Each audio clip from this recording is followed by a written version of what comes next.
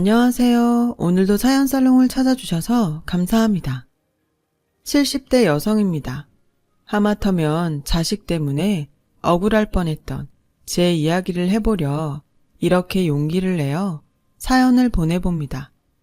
제 또래 여성들이 그러하듯 저도 한평생 아들과 딸을 낳아 제 인생을 다 바쳐 아이들을 위해 살았어요. 비록 넉넉한 형편은 아니었어도 아이들이 밖에 나가 기죽지 않게 제 나름 신경 써서 키워냈어요. 그땐 그것이 저희 기쁨이자 보람인지라 힘은 들어도 마음은 행복했어요.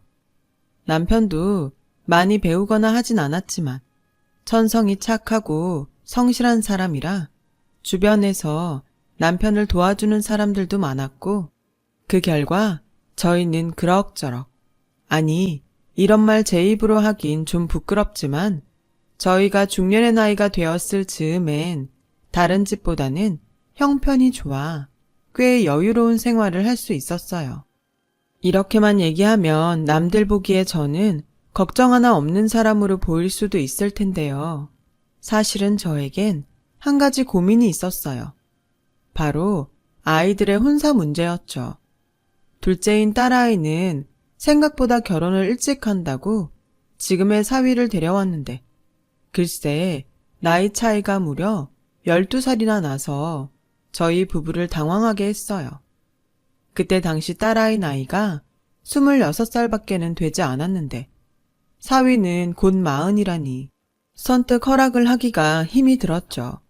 그래도 뭐 둘이 좋다는데 아무리 부모라고 어쩌겠어요.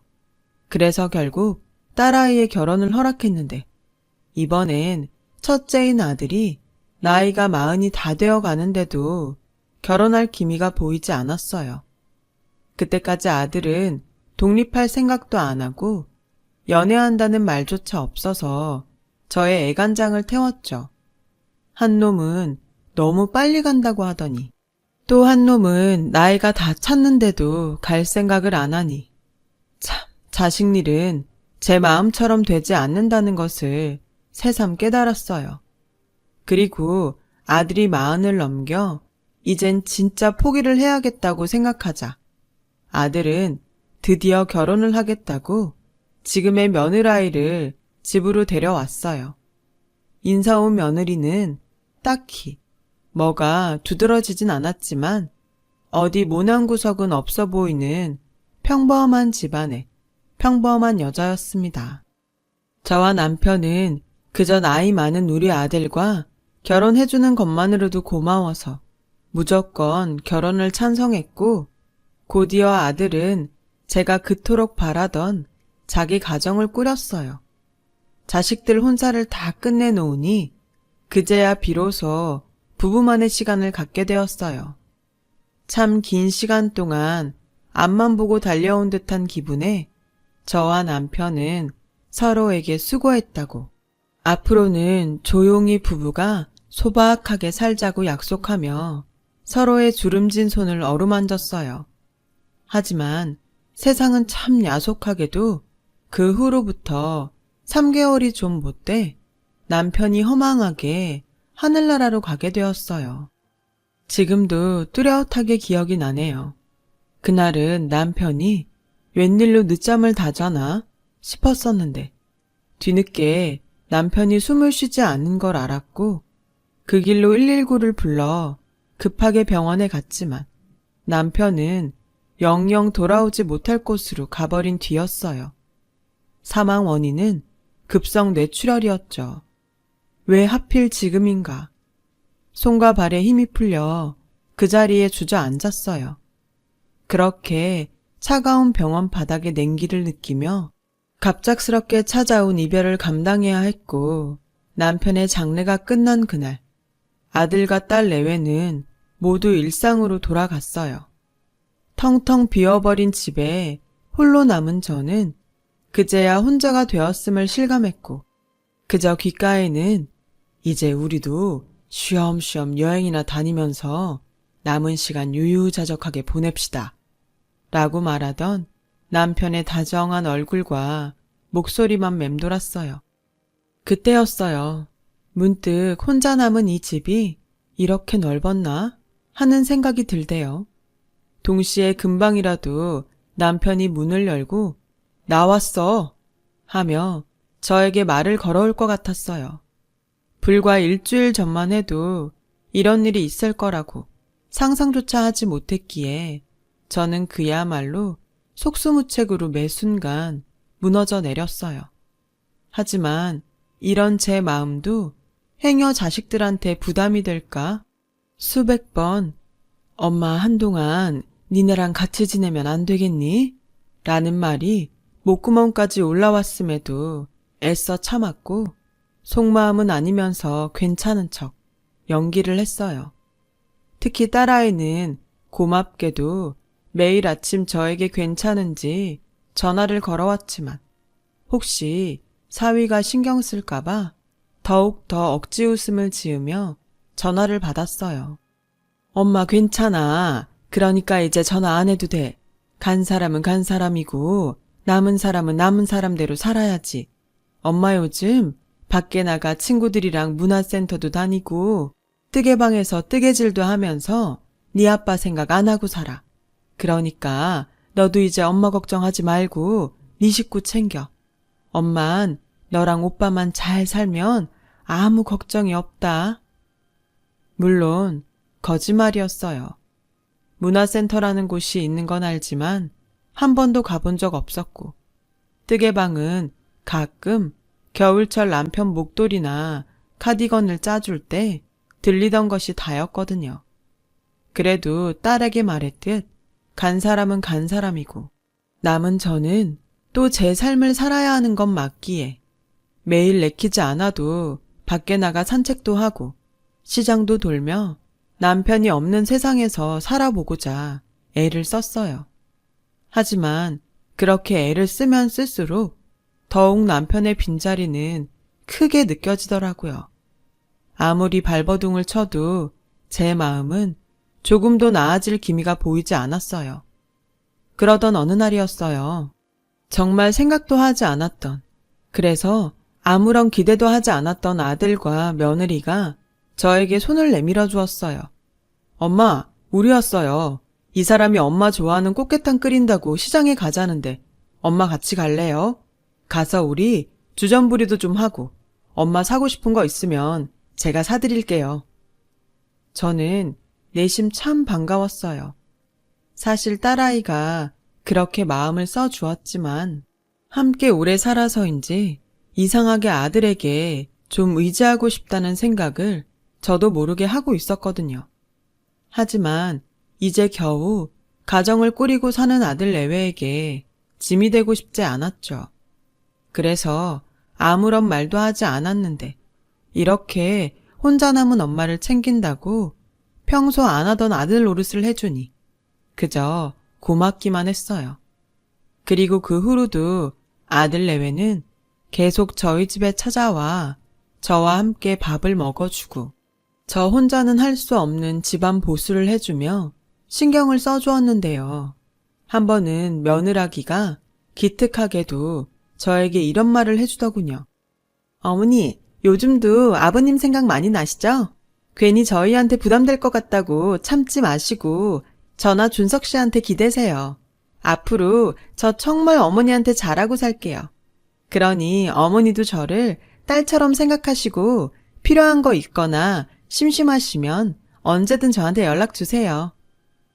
저는 순간 어디서 이렇게 천사 같은 아이가 우리 집에 왔을까 하는 생각이 절로 들었어요.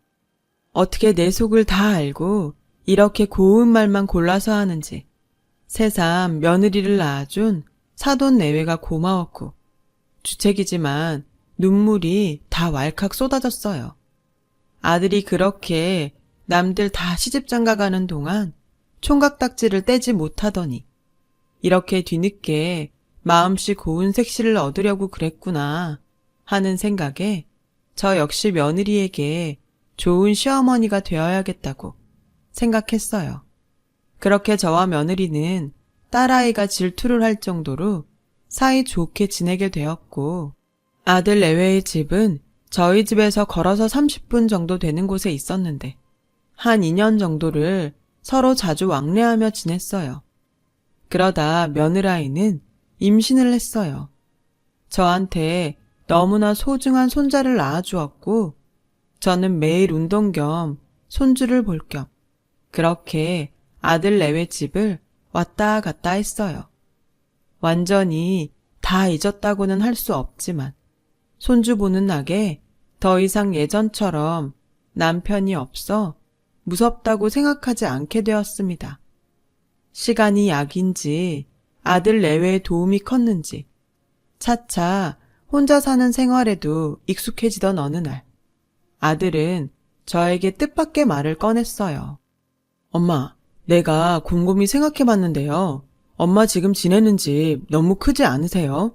이렇게 우리 준이 보러 매일 걸어오시는 것도 마음에 걸리고 엄마만 괜찮으시면 저희 집이랑 엄마 사시는 집 정리해서 어디 좋은 아파트 들어가 함께 사는 게 어떨까 해요. 마침 적당한 곳이 매물로 나왔기도 했고 집사람한테도 먼저 물어봤는데 엄마만 좋다면 자긴 너무 좋다고 은근 기대하는 눈치예요. 솔직히 고민이 됐어요.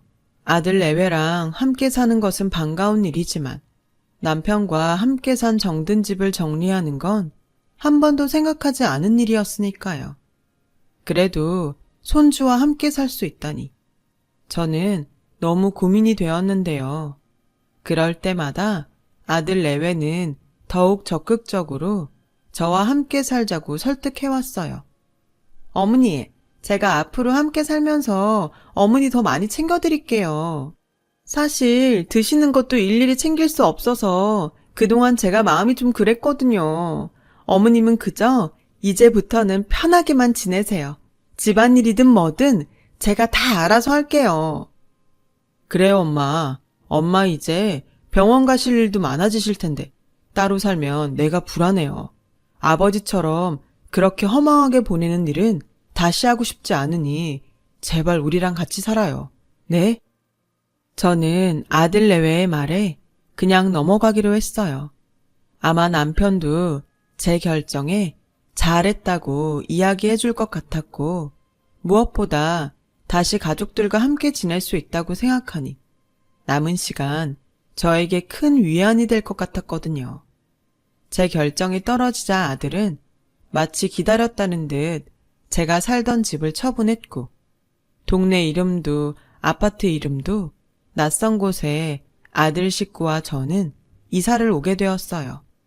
40층이라고 하더니 거실 창문으로 밖을 내다보는데 어찌나 아찔하던지 그럴 리는 없는데도 행여 뚝 하고 떨어질까봐 저는 두 다리가 후들거렸어요. 하지만 저만 빼고 아들 식구들은 뭐가 그렇게 좋은지 아무것도 모르는 손주 녀석까지 방글방글 웃는데 아이들이 좋아하니 제 마음이 다 흐뭇했어요. 그리고 비록 저는 작은 방에서 지냈지만 방에 누워 있어도 사람 소리 나는 것이 참 좋았어요. 하지만 역시나 세상 사는 사람 마음대로 되지 않는다고 이사 후 한 달이 되지 않아 무언가 슬슬 제 생각과 다르게 흘러가기 시작했어요. 엄마, 우리 주말에 준이 주사 맞히러 병원에 가야 하거든요. 근데 친구가 가족 동반으로 밥이나 먹자고 해서 저녁 먹고 들어올게요. 그래? 알았다. 어머니, 죄송해요. 제가 미리 알았으면 거절하라고 했을 텐데. 아니다. 나 신경 쓰지 말고 재밌게 놀다 와. 그리고 그날은 내가 집안일도 해놓을 테니 준이 애미도 오랜만에 미용실도 좀 가고 그래라. 정말요? 어머니 너무 감사합니다. 저는 처음엔 조금은 서운했지만 아들 식구들에게도 각자 생활이 있으니 존중해야 한다고 생각했어요. 그리고 그동안 며느라이가 저에게 신경을 많이 써줬기 때문에 저 역시도 받은 만큼 보답하고 싶어 잘 됐다고 생각했어요. 그런데 그게 저희 실수였어요. 아들 내외는 그날을 계기로 자주 자기들끼리만 외출을 했고 심지어 집들이를 한다며 저에게 하루만 딸네 집에 다녀오면 안 되겠냐고 했어요. 나는 그냥 내 방에 조용히 있으면 안 되겠니? 굳이 미선이네 가는 건. 엄마, 내가 신경이 쓰여서 그래요. 아마 시끄러울 거고 집 구경한다고 막 돌아다닐 텐데. 그러지 말고 엄마 하루만 다녀오세요. 미선이한테는 제가 잘 얘기해 둘게요. 이렇게까지 해야 하나 싶었지만 아들이 계속 그렇게 말하니 어쩔 수 없이 등 떠밀리듯 딸내에 가 있기도 했는데요. 그 후 5개월 정도가 흘렀을까? 이상하게 아들의 귀가 시간이 점점 늦어졌고 심지어 며느라이와 싸우는 일이 심심치 않게 늘어갔어요. 들어가 말릴 수도 없고 모른 척 할 수도 없고 저는 밖에서 발만 동동거렸는데 한 번은 자다가 잠이 깨서 잠깐 화장실에 가려고 방에서 나오니 아들 녀석이 주방에서 작은 불 하나를 켜두고 깡소주를 마시며 우는 모습을 봤어요. 차마 애미가 그 모습까지 못 본 채는 할 수 없기에 다가가 무슨 일이 있냐고 물었고 아들은 눈물을 펑펑 쏟으며 고민을 털어놓았어요. 엄마, 나 어떡해요. 나는 정말 자신 있었는데. 아들은 울먹이면서 그동안 다니던 회사를 그만두고 사업을 준비하고 있었다는 말을 했어요. 그래서 가족 동반으로 사람들도 만나고 또 집에 일부러 사람들도 초대해 나름의 투자를 최대로 끌어당겼는데 글쎄 함께 사업을 준비한 지인이 아들의 사업 계획서와 아이디어를 가지고 잠수를 탔다는 거예요. 투자금만 몇 억이라고 말하는 아들은 이젠 자기가 뭘 어떻게 해야 하는지도 모르겠다며 어린아이처럼 제 손을 잡고 엉엉 우는데 애미인 저는 그 모습을 보기가 참 안쓰럽더라고요. 그때였어요. 엄마, 이런 말 정말 염치 없는 거 아는데요. 저 좀 도와주세요. 저 이대로 이 사업 접을 수 없어요. 투자금도 그렇고 이젠 다시 취직하긴 나이도 많아서 저는 정말 이 길밖에는 다른 길이 없어요. 엄마가 이번 한 번만 도와주면 안 돼요? 제가 엄마 은혜 절대 잊지 않고 두고두고 보답하면서 10배로 아니 100배로 갚아드릴게요. 엄마, 저 좀 살려주세요. 준이 엄마는 이거 해결 못하면 저랑 이혼한대요. 아들의 말을 듣고 눈앞이 깜깜해졌어요. 생각해보니 아들이 저에게 손을 벌린 것은 이번이 처음이었죠. 오죽하면 늙은 애미한테 도와달라고 할까 싶어 아들이 안쓰럽고 짠하기만 했어요. 그리고 더욱이 이러다 며느라기는 물론이고 손주까지 보지 못하게 될 수 있다고 생각하자 저는 가만히 있을 수는 없었어요. 그래서 남편이 죽고 보험금으로 나온 10억을 아들에게 융통해 주었죠. 아들은 제 돈을 받고 고맙다며 무릎까지 꿇고 또 다시 눈물을 보였어요. 저는 우는 아들에게 원래 세상을 살면 이렇게 고비도 한 번씩 넘고 해야 사람이 단단해지고 그러는 거야. 라며 아들을 다독였는데요. 제 말 때문인지 아니면 제가 준 돈 때문인지 아들 내외는 전보다 훨씬 얼굴이 좋아졌고 그 모습을 보니 나름 자식들에게 부모 노릇을 한 것 같아 뿌듯했어요.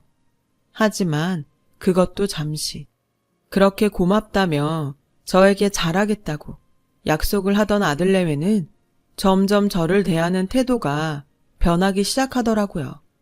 그 시작은 아주 사소한 것부터였어요. 저는 평소 아침잠이 많아 아침을 좀 늦게 먹었어요.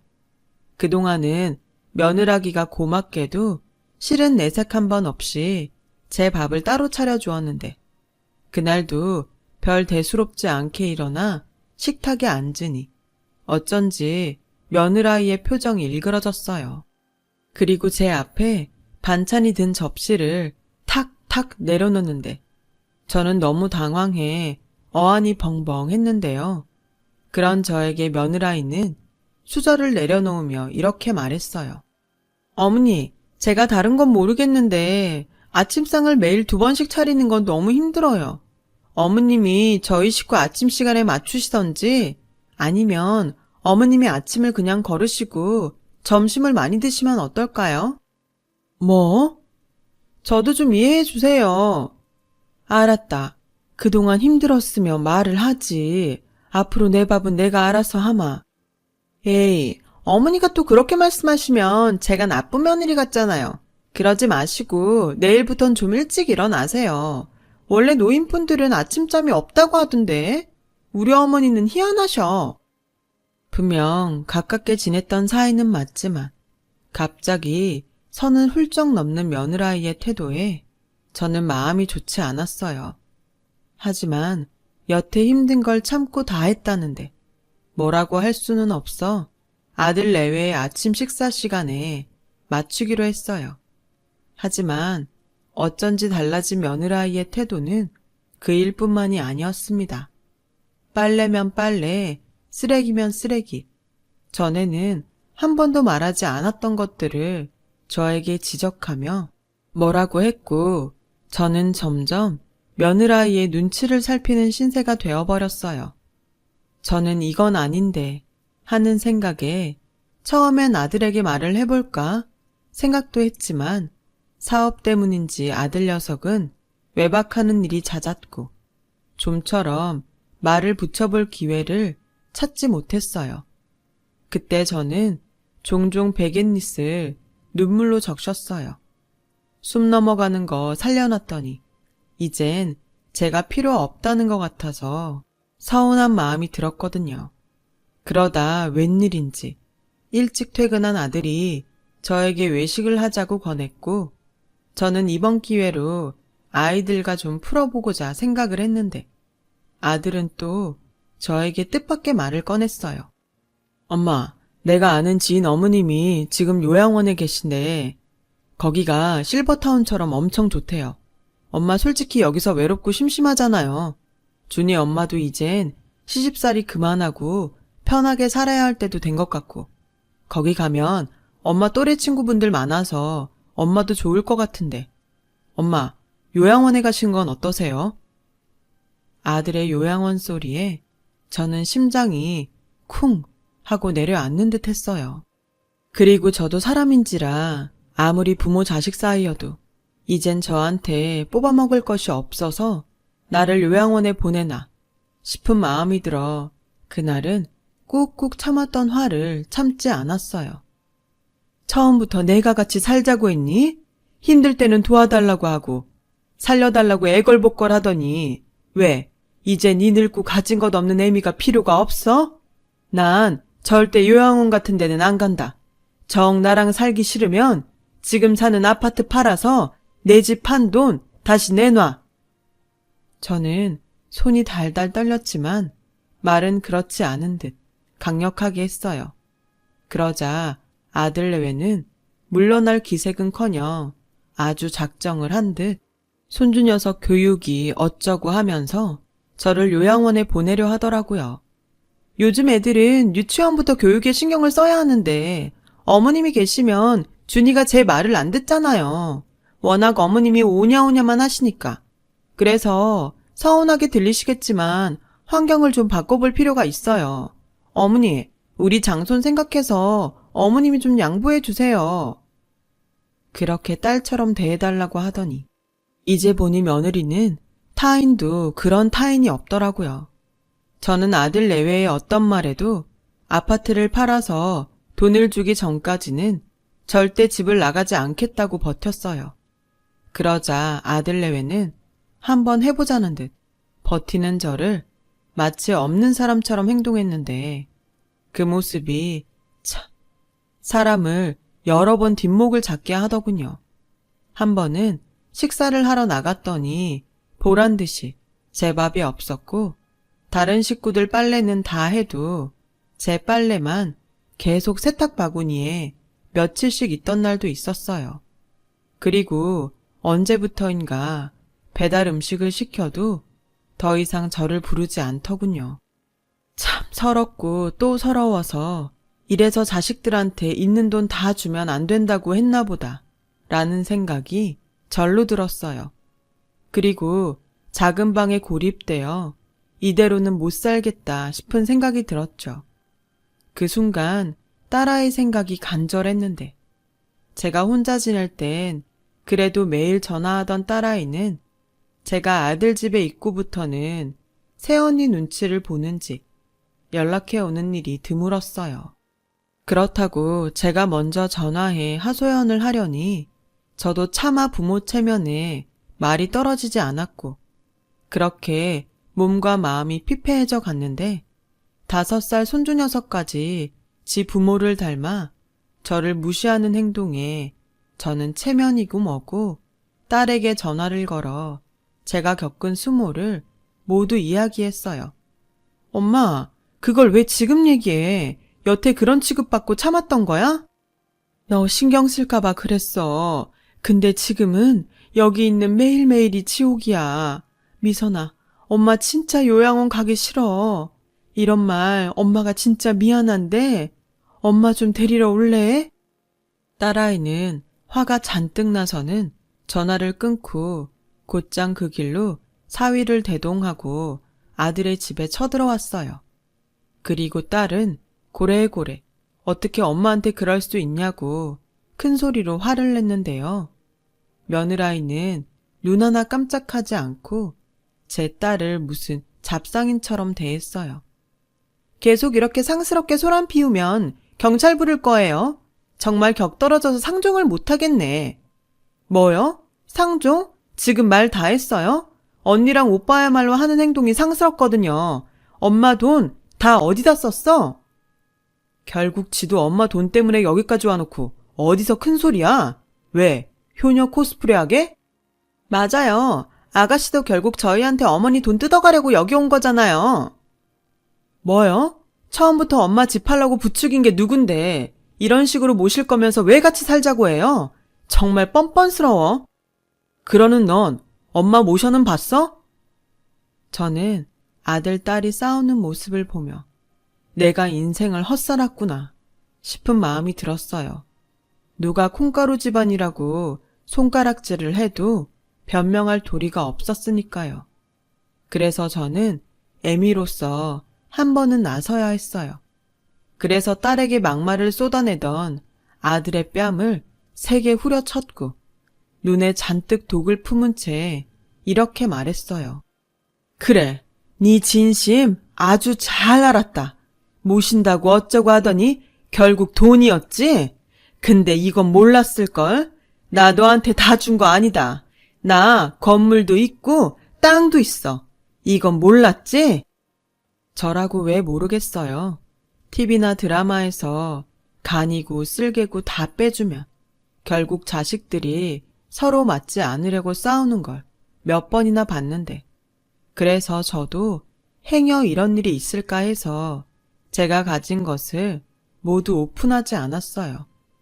물론 내 자식들이 그럴까 하는 믿음이 있었지만 그래도 남편과 저는 젊은 시절부터 우리 둘만 남았을 때 아이들한테 손 벌리지 않고 저희끼리 살아가려면 역시 돈은 있어야겠다고 생각해서 열심히 돈을 모아 나름 건물과 땅을 사두었어요. 시간이 흐르니 생각도 못할 정도로 값이 오른 것도 있었죠. 우리뿐 아니라 당연히 후에 자식들에게 물려줄 부분까지 생각했었습니다. 하지만 자식들에게 말을 하지 않았어요. 요즘은 삶이 길어져 우리조차 언제까지 살게 될지 또 그동안 돈은 얼마가 필요할지 모르는 거 아니겠어요? 내심 모든 걸 자식들에게 오픈하지 않아 미안한 마음이 있었는데 이제 와선 이 돈이 없었으면 어쨌을까 하는 마음이 절로 들었어요. 만약 아들이 제가 가진 것을 모두 알았다면 아들은 그 돈 역시 욕심을 냈을 게 분명해 보였어요. 내가 정말 남들은 그런다고 해도 내 자식이 그럴까 했다. 그래도 사람 일은 모른다고 해서 땅이랑 건물을 사놨는데 준석이 너는 내가 가진 게 아빠 돌아가신 보험금 그게 거의 전부라고 생각했지? 근데 있잖니? 내가 이미 너한테 준 돈은 건물이랑 땅에 비하면 네 아들 간식값이야. 나중엔 둘이 똑같이 나눠주고 세상 하직하려고 했는데 이렇게 된 거 너 같은 놈한테는 한 푼도 못 줘. 이거 다 미선이한테 줄 거다. 미선이 너 내일 엄마랑 명의 바꾸러 가. 그리고 넌 절대 네 오빠처럼 엄마 버리면 안 된다. 너도 각서 써. 제 말에 괘씸한 아들 내외도 아무것도 몰랐던 딸 내외도 너무 놀라 아무 말도 하지 못했어요. 왜 아니겠어요. 저라도 이런 상황이면 사태 파악이 늦어 그랬을 거예요. 그리고 저는 미리 싸둔 짐을 가지고 아들 집을 제 발로 나왔어요. 그러자 사태 파악이 된 며느라이는 맨발로 뛰쳐나와 저의 바지가랑이를 붙잡고 울면서 매달렸고 아들 역시 가는 저를 어떻게든 붙잡겠다고 신발도 짝짝이로 신고 나와 저를 붙잡았어요. 어머니, 오해세요. 제가 그동안 어머니한테 얼마나 잘했는데요. 제발 오해 푸시고 다시 저희랑 살아요. 제가 준이 아빠한테 절대 요양원 소리 하지도 말라고 말할게요. 어머니, 속상하게 해드려서 죄송해요. 엄마, 저 정말 잘못했어요. 엄마가 이 정도로 요양원에 가기 싫어하시는지 몰랐어요. 엄마 가기 싫으시면 안 가셔도 돼요. 저 정말 돈 때문에 이러는 거 아니었어요. 누가 봐도 돈 때문인걸. 지나가는 개도 알겠는데 아들 내외는 볼썽사납게 저를 붙들고 사정사정을 했어요. 그 모습이 얼마나 저를 비참하게 하는지. 결국 돈이 아니었다면 이렇게 가는 나를 붙잡기나 했을까 하는 생각에 저는 마음을 굳게 닫았어요. 한평생 지들 키운다고 얼마나 고생을 했는데 남들 자식은 그런다고 해도 내 새끼들은 그러지 않을 거라고 철석같이 믿었던 스스로가 한심했어요. 그래서 저는 그 길로 아들 내외와 죽는 날까지 보지 않겠다고 다짐하며 아들 내외의 핸드폰 번호를 차단했고 딸아이에게 건물의 명의를 해주면서 절대 네 오빠랑 새언니를 이 집에 발도 들이지 않게 하라고 신신당부를 했어요. 그러자 이 괘씸한 아들은 제가 딸 앞으로 해준 건물에 본인의 지분도 있다며 딸 앞으로 소송을 걸었더라고요. 딸은 이참에 저를 모신다고 가져간 제 재산까지 모두 토해내게 할 테니 걱정하지 말라며 저를 안심시켰어요. 남매가 재산 때문에 이렇게 법으로 싸우다니. 저는 정말 부모된 입장에서 자식 농사를 망친 것이 맞는 걸 인정해야 했어요. 그리고 딸에겐 미안하지만 한 번 당한 마음 또 다치기는 싫어서 딸에게 건물을 주었을 뿐 건물에서 나오는 수익은 일절 손대지 못하게 했어요. 하지만 착한 딸은 건물도 그냥 엄마 앞으로 다시 해놔도 된다며 저를 안심시켰는데요. 어쩐지 다친 마음이 쉬이 아물지는 못할 것 같아요. 아마도 남편을 떠나보내고 그랬듯 시간이 많이 필요할 것 같습니다. 이 순간 꼭 이런 말을 하고 싶어요. 아무리 자식들이 숨이 꼴깍꼴깍 넘어가도 절대 있는 거 없는 거 다 주지 마세요. 그러다 저처럼 될 수도 있어요. 그동안 힘들게 모았을 그 돈 자식한테 미안하다 생각하지 말고 마음 편히 다 쓰세요. 그게 그동안 고생한 보상입니다. 어쩌면 제가 이런 생각을 하는 것이 지금 악에 받쳐서 하는 소리일 수도 있지만 나이를 먹을수록 돈이라는 것이 살면서 두고두고 의지가 되는 건 맞는 것 같아요. 적어도 딴 마음이 있건 없건 자식들은 함부로 하지 못할 겁니다. 저는 실패했지만 돈이 아닌 진짜를 나눌 수 있는 부모와 자식 사이가 되셨으면 좋겠어요. 지금까지 저의 긴 글을 읽어주셔서 고맙습니다. 여러분, 사연 댓글에 응원과 현명한 조언 부탁드려요. 좋아요와 구독은 저에게 큰 힘이 됩니다. 오늘도 좋은 일 가득하세요.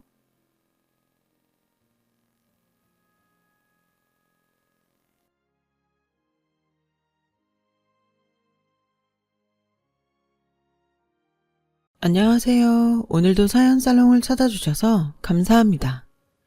현재 의사로 일하고 있는 늦가기 새댁입니다. 말이 새댁이지 저는 사실 일 때문에 제대로 집안일은 돌보고 있지 못해요. 대신 마음씨 착한 남편이 집안일을 도맡아 해주고 있죠. 저는 친정 부모님이 안 계세요. 하지만 너무나도 소중한 분이 제 곁에 계시는데요. 저의 마음속 엄마인 그분은 바로 시어머니세요. 그분에게 저의 마음을 전하고 싶어 이렇게 사연을 보내게 되었어요. 알고 보니 시엄마가 이곳 애청자시더라고요. 저는 어릴 때부터 불우한 가정에서 자랐어요. 제가 기억하는 아빠는 항상 대낮에 술을 드셨어요. 그러니 초저녁엔 이미 만취가 되어 있는 날이 많았고요. 엄마가 퇴근 시간보다 조금이라도 늦으면 아빠는 엄마를 의심하며 거칠고 긴 싸움이 시작되었죠. 제 밑으로 8살 아래 남동생이 있었어요. 그렇다 보니 저는 불우한 가정에서 어린 동생을 챙겨야 했고 엄마와 아빠의 싸움이 있는 날에는 매일 폭풍이 잠잠해지길 숨죽여 기다려야 했어요. 빠른 친구들은 이미 사춘기도 오고 했을 시기인데 저는 상황이 이렇다 보니 사춘기가 뭔지도 모르고 지나갔고 친구들이 부모님이나 집에 불만이 있다며 투정을 부리는 모습을 보면 부럽다 못해 화가 났어요. 제 입장에서는 다 배부른 고민이었으니까요. 지금도 그 시절 기억에 남는 일을 꼽아보라면 TV 속에 보여지던 화목한 가정을 보면서 저건 인위로 만들어낸 거짓말이라며 울던 제 모습이 가장 먼저 떠올라요. 아마 저는 그 모습이 부럽고 셈이 나서 애써 부정하고 싶었던 거겠죠. 저에게 집은 보금자리도 아니고 저를 위한 장소도 아니었어요. 그래서 저는 어린 초등학생이었지만 결혼 같은 건 절대 하지 않겠다고 가슴속 깊이 다짐했어요. 남편이 아빠 같은 사람이 될까봐 무서웠거든요. 그리고 늘 혼자 일하며 절대 행복해 보이지 않던 엄마를 보며 나는 절대 저렇게 살지 말아야지 라고 생각할 수밖에 없었어요. 그저 저는 이등병이 제대하는 날을 기다리듯 악몽 같은 시간이 끝나기를 기다려야 했죠. 제가 중학교 3학년이 되던 어느 날 엄마는 저에게 이렇게 말씀하셨어요. 혜영아, 엄마는 이 집을 나갈 거야. 네 아빠하고는 도저히 가망이 없어. 그래서 하는 말인데 네 아빠가 나가더라도 너랑 네 동생 중 하나는 두고 가라고 난리를 쳐서 그래서 엄마는 어린 네 동생을 데리고 나가려고 해. 미안해. 저는 세상이 다 무너지는 것 같았어요. 은근 엄마와 아빠가 빨리 이혼을 했으면 좋겠다고 생각했지만 제가 아빠와 남게 될 거라고는 상상도 하지 못했거든요. 그래서 저는 울며 불며 싫다고 엄마에게 매달렸지만 이미 결정난 일에 소용이 없음이 느껴졌어요. 그래서 저는 진짜로 엄마가 동생만 데리고 나간다면 집을 나갈 생각을 했고 언제고 학교 가는 길에 나갈 수 있도록 준비를 해놨는데요.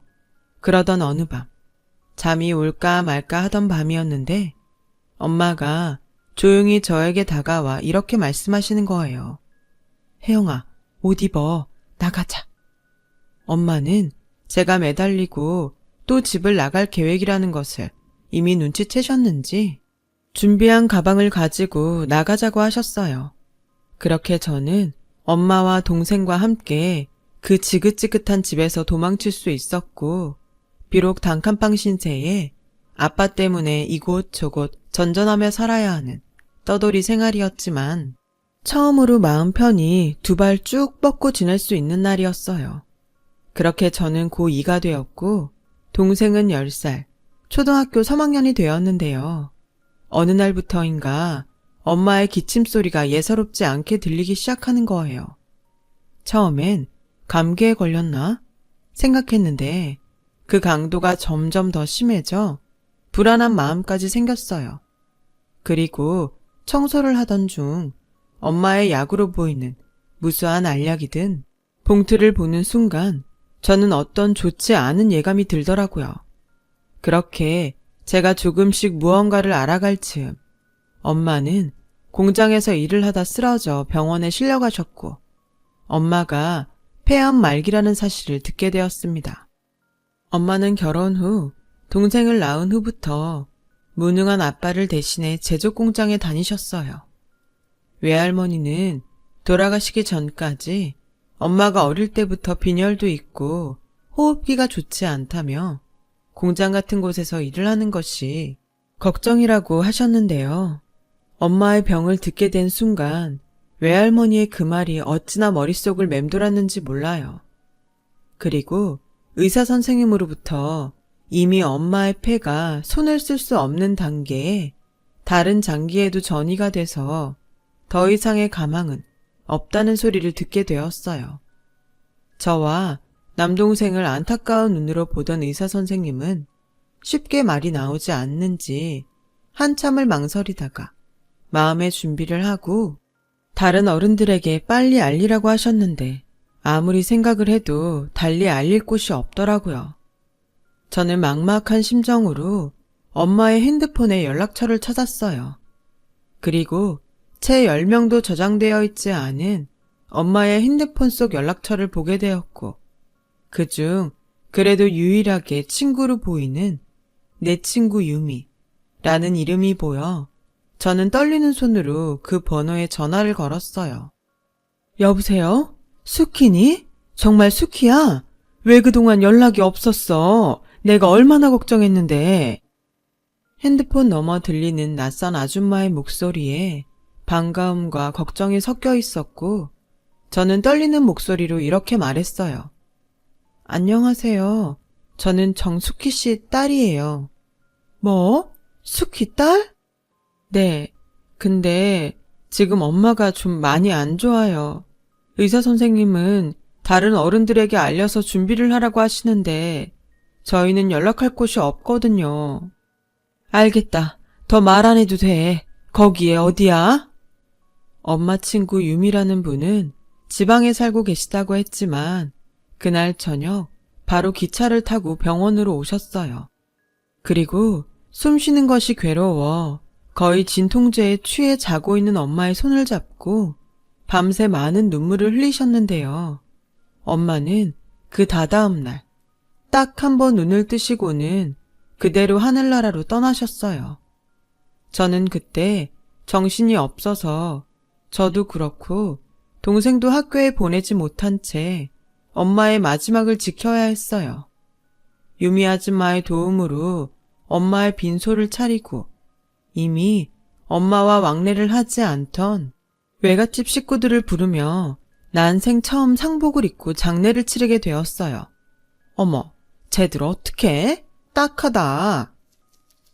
그러게 어쩔 수 없이 그 술주정뱅이 지 아빠한테 보내야 하는 거 아니야? 그러고 보니 도통 보이지 않네? 이혼했잖아. 뭐하러 이혼한 남편을 장례식에 불러? 그럼 쟤들은 어떡해? 누가 데려다 줘? 아, 그리고 사망보험금 같은 건 안 나오나? 죽었잖아.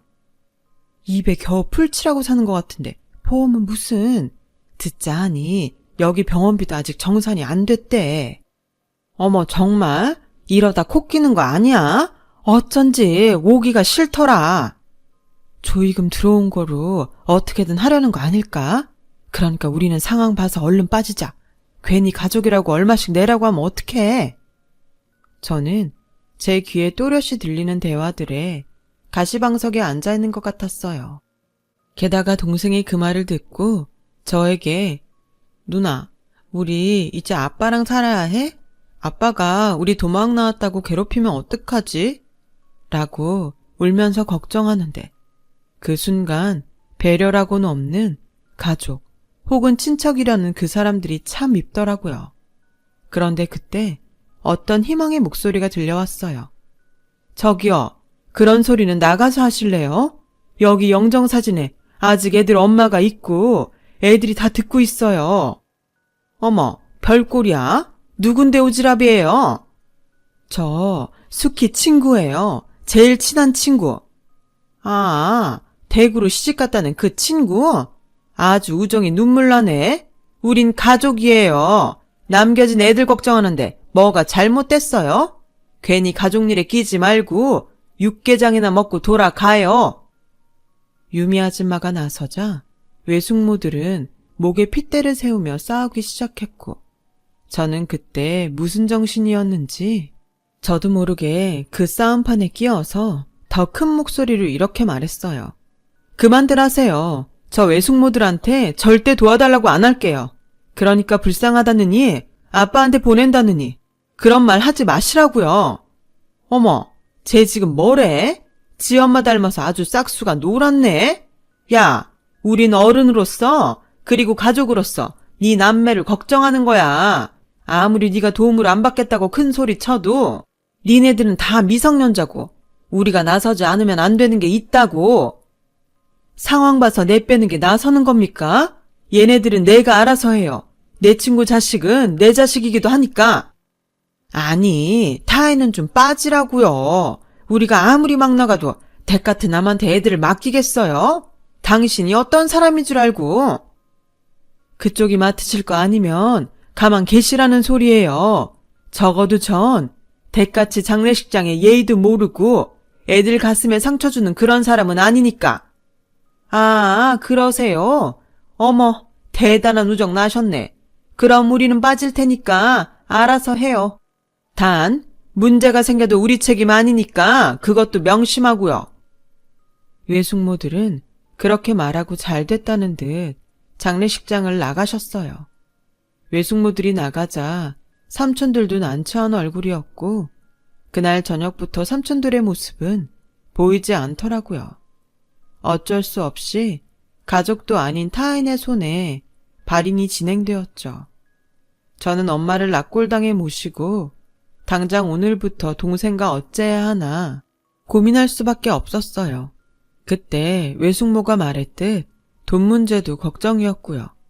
그래서 장례식 절차가 끝나는 대로 병원과 장례식장을 찾아가 사정을 좀 해볼까 용기를 냈는데, 들려온 대답이 저를 그 자리에서 얼게 만들었어요.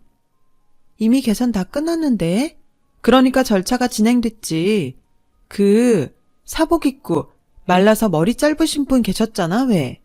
여기 계속 계셨던 여자분 말이야. 그분이 다 결제하셨어. 유미 아줌마였어요. 저는 어떤 우정이면 이럴 수 있을까? 차마 일어난 현실인데도 믿을 수가 없었죠. 제가 동생을 데리고 집에 가려는 그때 유미 아줌마는 저에게 이렇게 말했어요. 혜영아, 내가 진짜 고민을 많이 했거든? 근데 이것밖에는 떠오르지가 않아. 너랑 네 동생 나랑 대구에 내려가서 같이 살지 않을래? 저는 대답이 선뜻 나오지 않았어요. 뜻밖의 말이기도 했고, 또 이렇게까지 신세를 져도 되나 염치가 없게 느껴졌거든요. 하지만 어떻게든 엄마를 잘 보내주신 이 은혜는 갖고 싶었죠. 이대로 헤어지면 그런 기회조차 쉽지 않겠다는 생각에 저는 고개를 끄덕였어요. 그리고 내심 속으로 이 아줌마는 부자인가? 그러니까 돈도 다 내주고 우리까지 같이 살자고 하는 게 아닐까? 라는 생각을 했습니다.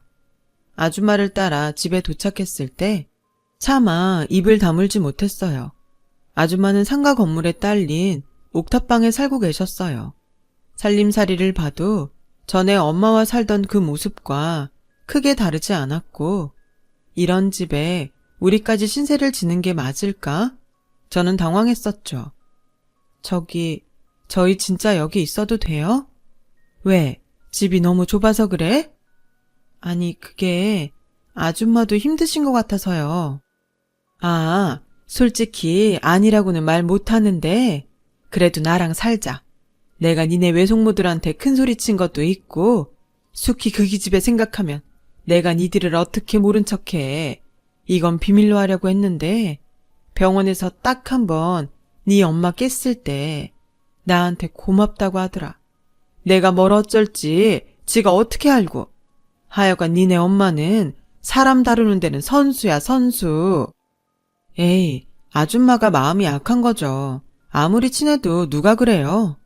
내가 나랑 네 엄마가 보통 친했는 줄 알아? 우린 대신 죽으라고 하면 기꺼이 죽을 만큼 친해. 저는 이해가 가지 않았어요. 세상에 그런 감정이 어떻게 존재할 수가 있죠? 사실 지금도 그때의 그 말을 떠올리면 소름이 끼칠 만큼 기분이 이상해요. 그 후 유미 아줌마는 저희 남매에게 엄마 같은 존재로 저희의 이모가 되어주셨습니다. 함께 지내면서 유미 이모한테도 이혼을 하고 하나밖에 없는 아들을 두고 나올 수밖에 없었던 사연이 있다는 걸 알게 되었어요. 진짜 내 친구지만 수키는 대단해. 어떻게 하나도 아니고 니네들 전부를 데리고 나올 수 있지? 난 하나 있는 것도 못 데리고 나왔는데. 제가 매달렸어요. 아빠랑 절대 둘이 살고 싶지 않았거든요. 근데 이모는 남편이 알코올 중독자도 아니고 직업도 있었다면서요. 아마 우리 엄마도 아빠가 그랬으면 그렇게 우리 둘을 다 데리고 나오지는 못했을 것 같아요. 아니, 네 엄마는 결국엔 니들을 다 데리고 왔을 거야. 걔 마음이 많이 약하거든. 나는 사실 니네 엄마랑 처음부터 좋지는 않았어. 내가 니네 엄마 많이 괴롭혔거든. 자기도 가난한 집 딸이면서 공부도 잘하고 성격도 바른 게 영 재수가 없었어. 이모도 어린 시절이 힘들었어요? 살기 싫을 만큼. 그래서 한 번은 학교 옥상으로 올라간 적이 있어. 우리 동네에서 가장 높은 건물이 우리 학교였거든? 근데 그렇게 내가 괴롭혔던 니네 엄마가 몸을 날려서 날 막더라. 살다 보면 좋은 날이 온다고. 지금은 어쩔 수 없는 터널이라고. 그때는 그냥 니네 엄마가 하는 말이 무슨 말인지도 모르겠고 그냥 짜증이 났는데 시간이 지나고 조금씩 내 사정이 좋아지니까 그때 잘못된 선택을 하지 않은 게 얼마나 다행인지. 니네 엄마가 너무 고맙더라고. 그래서 그 뒤로는 가장 친한 친구가 됐어. 그냥 내 스스로 생명의 은인이다 라고 여겼지. 그렇게 한 3년인가 4년을 친자매처럼 붙어 다녔는데 내가 대구로 오게 되면서 헤어지게 됐어. 왜요? 집 나간 엄마가 같이 살자고 했거든. 니네 엄마는 밝고 공부도 잘하니까 금방 나 말고 좋은 친구들이 생길 거라고 생각했는데 그 뒤 니네 외갓집이 사정이 더 많이 안 좋아졌다고 하더라. 니네 엄마도 결혼한다는 말만 있고 연락이 없었어. 엄마의 불행은 그때부터였네요. 그러게 나도 사는 게 바쁘고 또 남편이랑 사이가 좋지 않아서 네 엄마가 얼마나 힘든지 알아볼 여유가 없었어. 그저 미안할 뿐이지.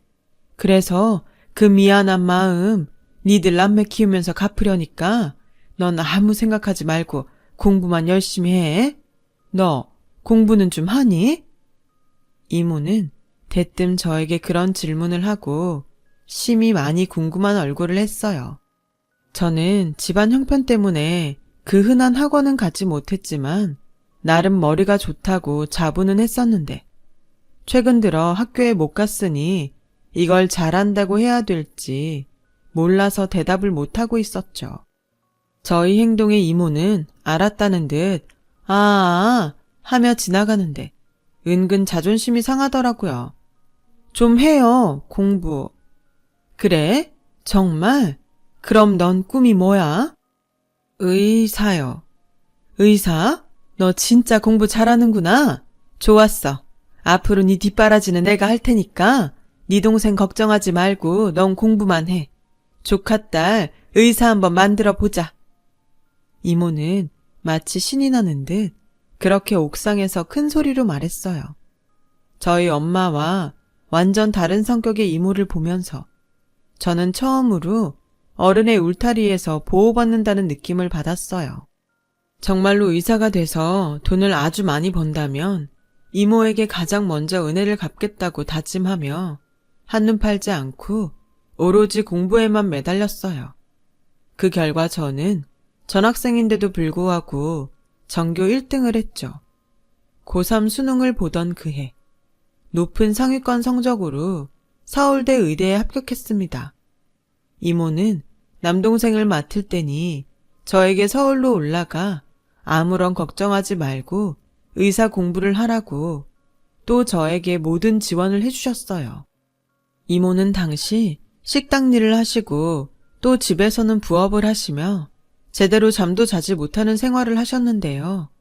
대출까지 받아 저의 서울집 보증금을 마련해 주시니 너무 감사한 마음이었죠.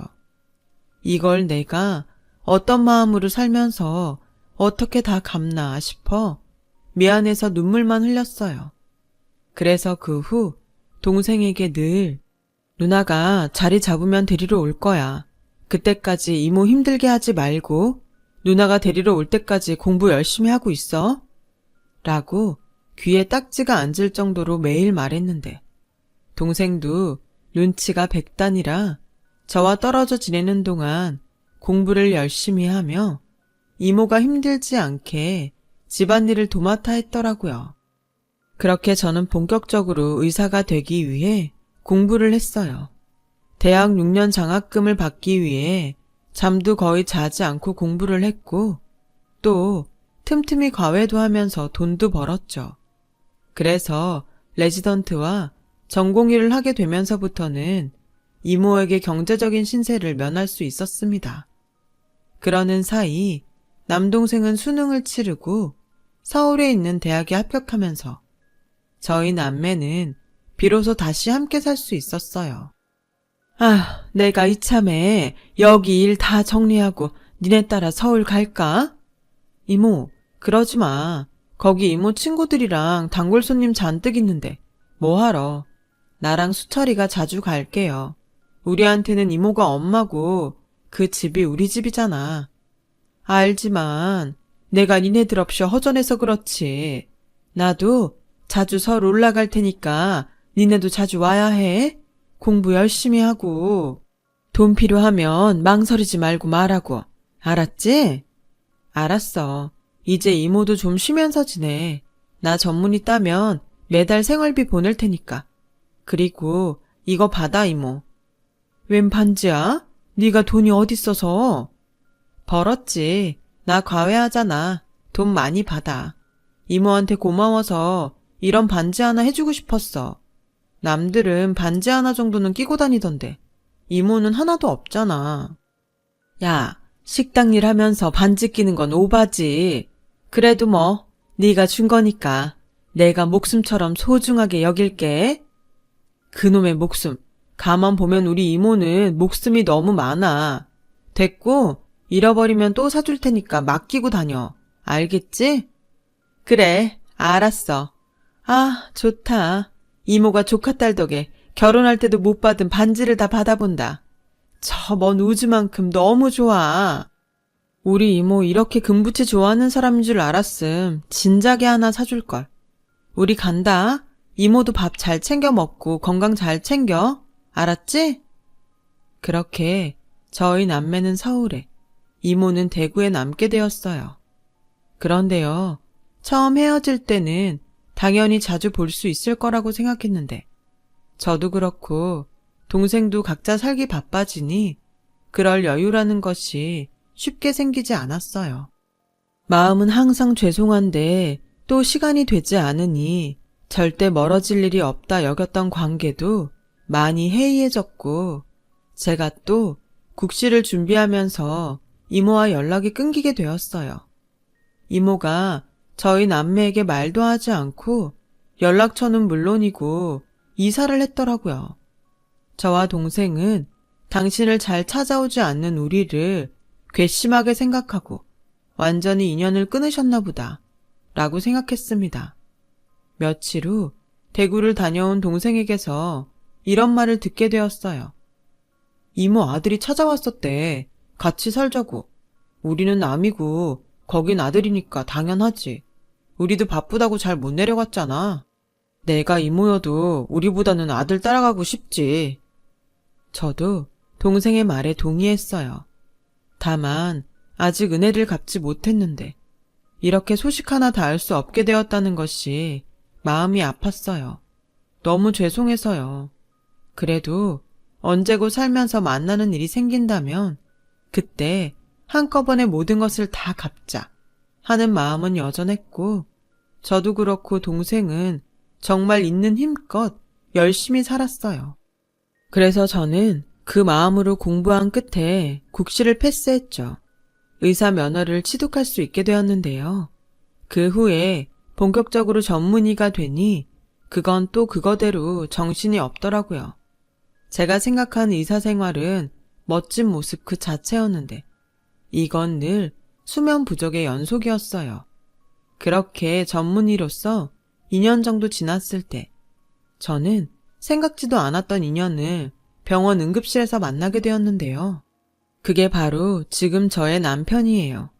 남편이 응급실에 실려온 경위는 길거리에서 묻지마 폭행을 저지른 건장한 남자와의 몸싸움이었어요. 게다가 깊게는 아니지만 당시 남편은 가슴 쪽에 큰 상처가 생겨 구급차에 실려왔고 저는 그때 하필이면 당직이라 남편의 수술을 맡게 되었어요. 다행히 중요 장기 손상은 없어서 큰 걱정은 없었지만 출혈이 꽤 있었거든요.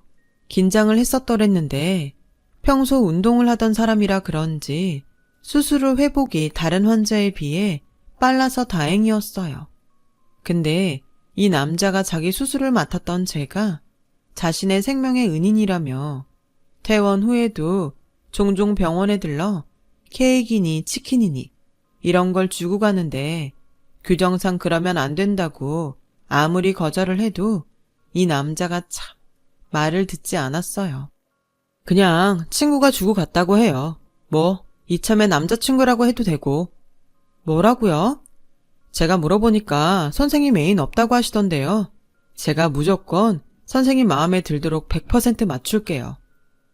처음엔 뭐 이런 사람이 다 있나 했어요.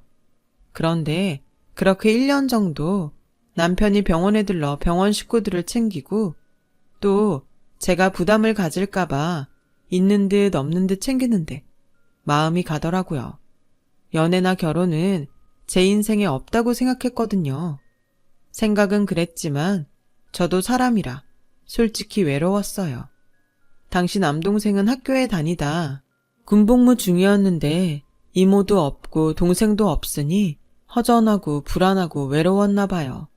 그래서 저는 남편과 연애를 시작했고 저희 불우했던 가정사와 또 저 못지않게 불우했던 남편의 가정사가 겹치면서 서로를 위하고 챙기게 되었어요.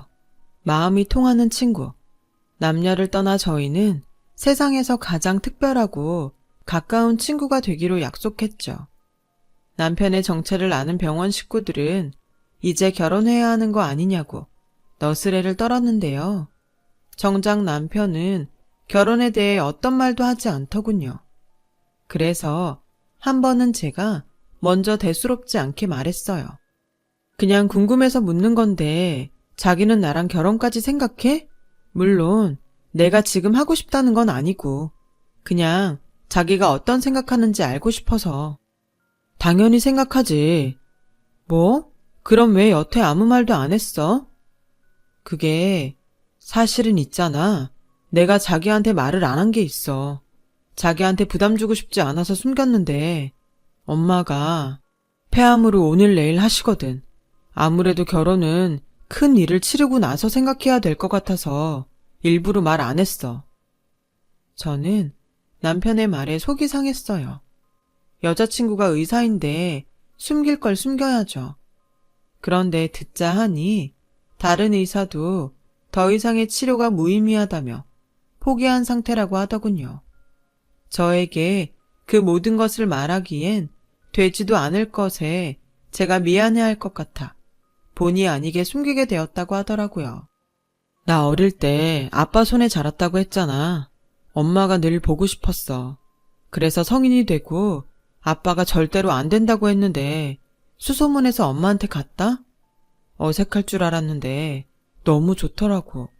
근데 이미 그때부터 엄마는 좀 안 좋으셨어. 자식인데 어떻게 내 손으로 고쳐드리겠다고 했는데 쉽지 않더라. 그래서 나 솔직히 일부러 자기한테 접근한 것도 있어. 자기가 나한테 도움이 좀 될까 하고.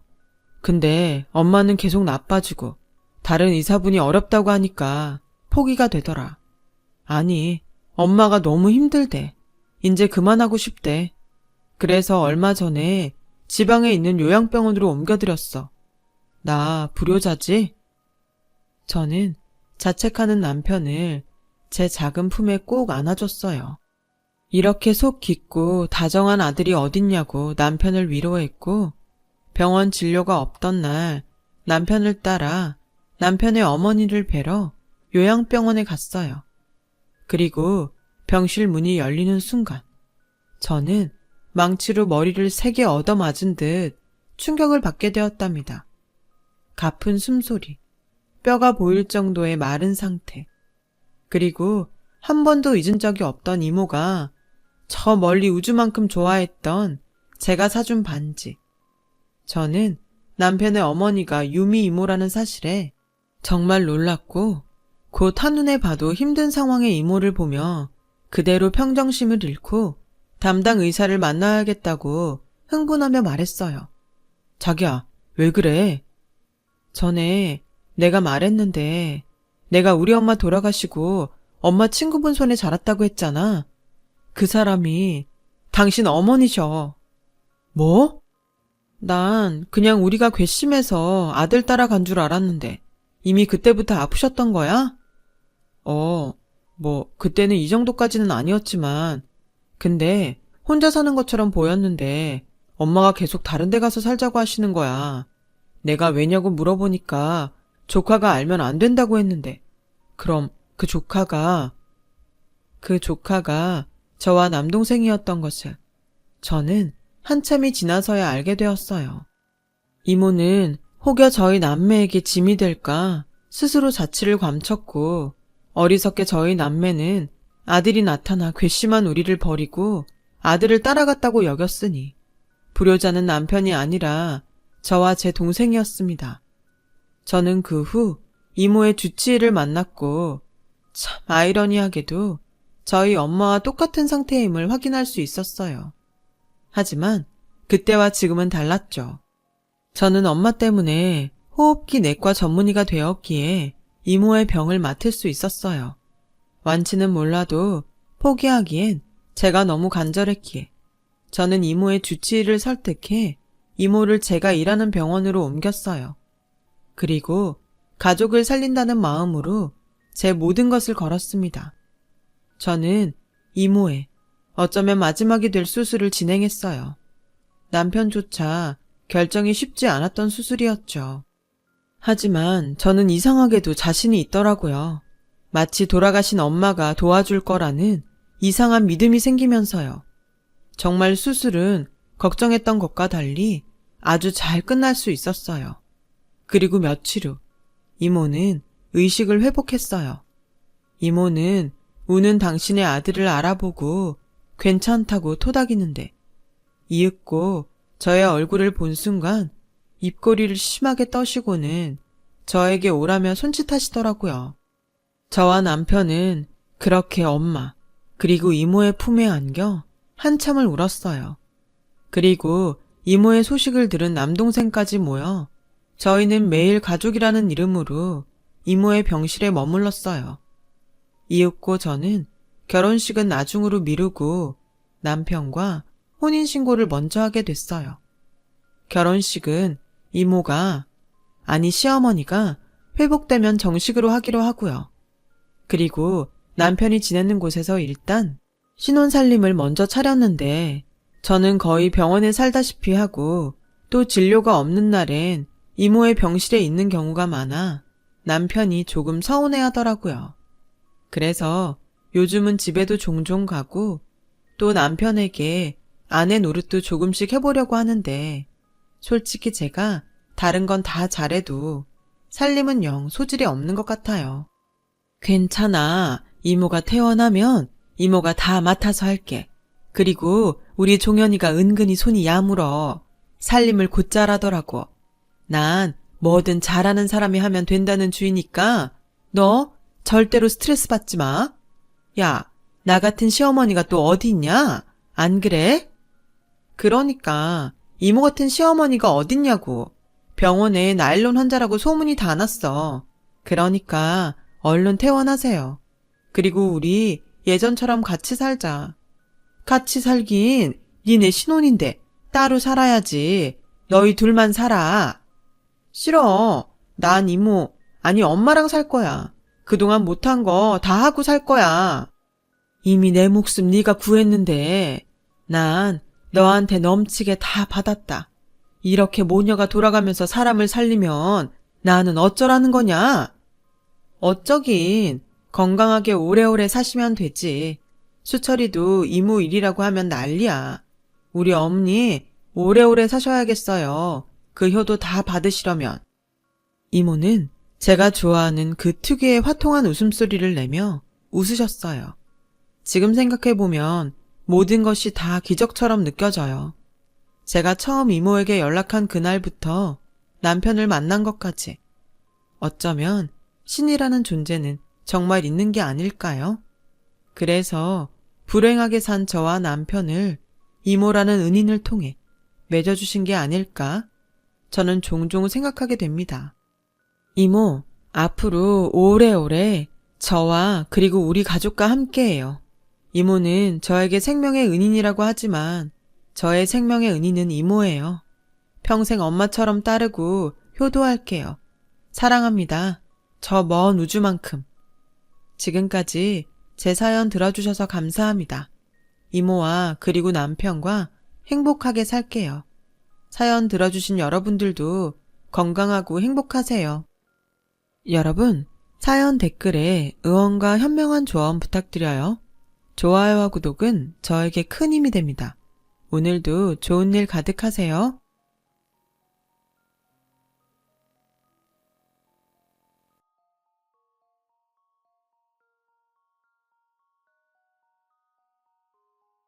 안녕하세요. 오늘도 사연살롱을 찾아주셔서 감사합니다.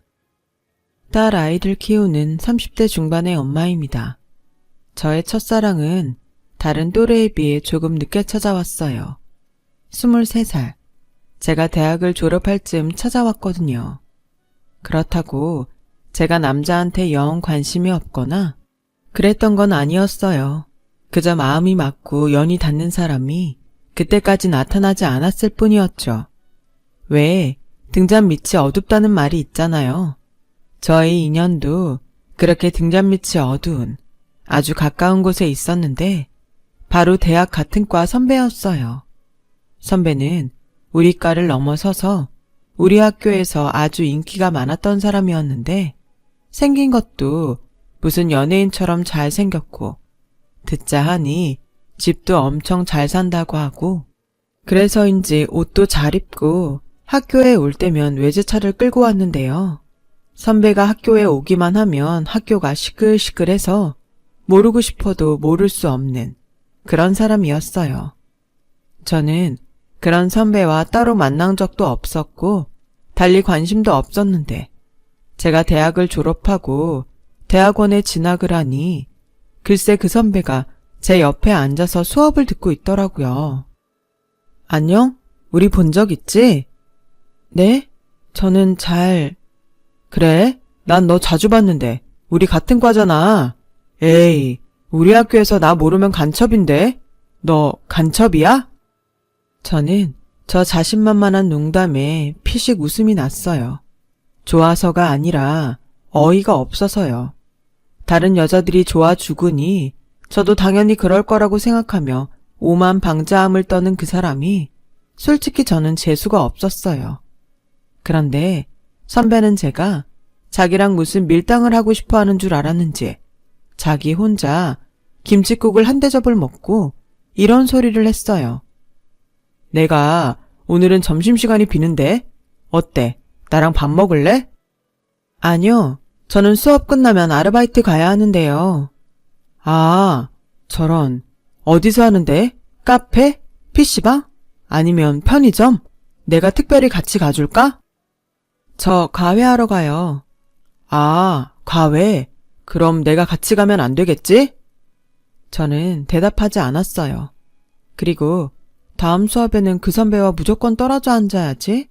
라고 생각했었는데 다음번 수업이 있던 날 강의실에 가니 선배는 마치 저와 함께 앉기로 약속이나 한 듯 저를 보자 큰 소리로 양혜주 여기! 라며 불렀고 순식간에 강의실 안의 사람은 모두 저를 쳐다봤어요. 그 중에는 선배를 따라 대학원까지 왔다는 대학 동기도 보였는데 어찌나 저를 째려보는지 눈빛에도 사람이 아플 수 있다는 걸 저는 그때 처음 알았네요. 그래서 저는 일부러 선배와 멀찌감치 앉았어요.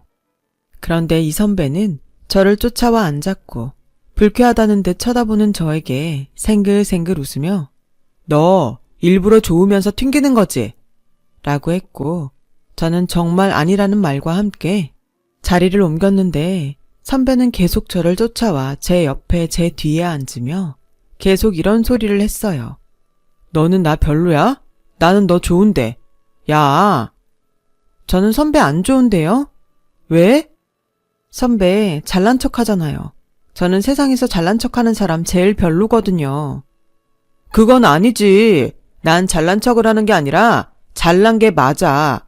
아씨, 억울하네. 저는 그 선배의 말이 참 어이없고 황당했어요. 이런 식의 잘난 척은 또 처음이었거든요. 그런데요, 그 뒤 선배는 누가 보든 말든 저를 쫓아다니며 대시를 했어요. 제가 그때까지 변변한 연애는 못했지만 남자한테 고백은 여러 번 받았던 사람이었는데 이렇게 자존심 없이 매달리는 남자는 정말 처음이었어요. 게다가 대학 시절 무슨 연예인처럼 인기가 하늘을 찔렀던 사람이었는데 그런 사람이 그렇게까지 한다는 게 납득이 되지 않더군요. 그렇다 보니 저는 말로는 싫다고 했지만 조금씩 관심이 생기기 시작했어요. 그리고 그 사람은 평소 어딘가 어리숙한 모습이 많은데 수업이 시작됐다고 하면 언제 그랬냐는 듯 눈빛이 바뀌고 앞에 나가 발표라도 하는 날에는 잘난 척해서 재수없다고 생각한 제 눈에도 선배가 멋지게 보였어요. 그렇게 제 마음은 조금씩 흔들리기 시작했고 계절이 봄에서 여름으로 바뀔 즈음 선배와 다른 여자가 다정하게 커피를 마시며 같이 걷는 모습을 보게 되었는데 그게 질투라는 감정인지 기분이 정말 나쁘더라고요. 그렇게 내가 좋다고 따라다닐 땐 언제고. 저는 그 후 선배에게 더 차갑게 대하며 거리를 뒀어요. 괜히 선배한테 노란한 것이 화가 났거든요. 그러던 어느 날, 날도 슬슬 더워져서 친구와 동네에서 치킨 한 마리에 맥주를 마시고 있는데 모르는 번호로 연락이 왔고 저는 받을까 말까 망설이다 친구가 화장실에 간다고 자리에서 일어나길래 전화를 받았어요. 여보세요? 야, 양혜주, 너 진짜 사람이 그러면 안 된다. 내가 너한테 뭘 잘못했냐? 넌 내가 그렇게 싫어? 다른 여자들은 다 좋다는데 너는 왜? 아니 왜? 선배, 제 번호 어떻게 하셨어요? 그리고 지금 술 드신 것 같은데 이런 전화 하지 마세요. 저 번호 차단할 거니까. 좋아한다고. 진짜 처음으로 좋아하는 감정이 생긴 사람은 네가 처음이라고. 첫눈에 반해서 대학원까지 쫓아온 거라고. 저는 그 말을 듣는데 정말 영혼이 육체에서 이탈하는 것처럼 멍했어요. 그리고 생각했죠. 왜? 그렇게 인기도 많으면서 왜 나를? 그리고 저는 그날 저녁 선배를 만났어요. 아주 술에 떡이 돼서 어디서 났는지 자기 키만한 곰인형을 안고 울상을 하고 있는데 그때도 피식 웃음이 나왔어요. 어이없게도 저는 그 남자의 모습이 싫지 않았어요. 아마도 저 남자의 이런 모습을 본 여자는 이 세상에서 나 하나일 거라는 생각이 들더군요. 여러 여자의 고백과 대시에도 끄떡하지 않았던 저 남자가 좋아한 여자는 결국 나였다는 그 기분에 저는 상상만 했던 첫사랑을 시작하게 되었어요. 다행히 대학이 아닌 대학원이라 저와 선배가 사귄다고 해서 요란을 떠는 사람은 없었는데 선배를 따라 대학원까지 온 저의 대학 동기들은 마치 제가 자기들 남자친구라도 뺏은 듯 저에게 시비 비슷하게 걸었지만 저는 그럴 때마다 대수롭지 않게 무시했어요. 그러자 야, 너 지훈 선배가 좀 좋아해준다고 아주 기고만장하다. 좋아해준다고? 지금이 뭐 조선시대니? 그리고 유치하게 좀 굴지 마. 기가 막혀? 정말? 야, 너 착각하지 마. 선배는 그냥 너랑 잠깐 노는 거야. 네가 선배랑 급이 맞냐? 급? 얘들이 지금 뭐래? 솔직히 너도 지훈 선배가 잘 살고 인물 좋으니까 좋아하는 거 아니야? 저는 화가 났어요. 이젠 좋아하지 않는다고 부정할 수 없게 되었지만 제가 선배를 좋아하게 된 건 그런 배경이 아니었고요. 저는 순수한 그 사람에게 끌렸고 또 이유야 어쨌든 대학원에 와서 공부와 미래에 성실하고 최선을 다하는 그 모습이 좋았던 건데 저를 자기들과 같은 취급을 하는 대학 동기들에게 화가 났어요. 그런데 혜주, 여기 있었어? 뭐야, 니네들 또 내 여자친구 화나게 한 거야? 선배, 정신 차려요. 혜주는 쟤는 진짜 선배랑 안 어울려요. 선배가 아깝다니까요. 사람이 누가 더 아까운 게 어딨어. 그리고 전에도 이야기했지만 후배라고 봐주는 것도 이제 끝이다. 세상에 어떤 남자가 자기 여자 괴롭히는 애들을 봐주겠니? 또 한 번 우리 혜주한테 뭐라고 하면 그때는 나도 가만히 있지 않는다. 가자. 오늘은 과외 없다고 했지? 저는 선배의 손을 잡고 차에 타며 생각했어요. 그리고 한 번은 꼭 이야기해야겠다는 생각이 들어 입을 열었죠. 선배, 나 궁금한 게 있는데 선배네 집이 그렇게 부자예요? 왜? 갑자기. 주변에서 내가 선배 배경 보고 만난다는 말을 자꾸 들으니까 화가 나서요. 에이, 화내지 마. 다른 사람은 몰라도 당사자인 내가 알잖아. 넌 절대 내 조건을 보고 그러는 게 아니라는 거. 쫓아다닌 것도 나고 매달린 것도 난데.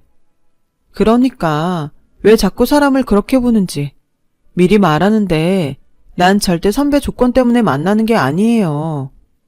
네. 배고프다. 우리 맛있는 거 먹으러 가자.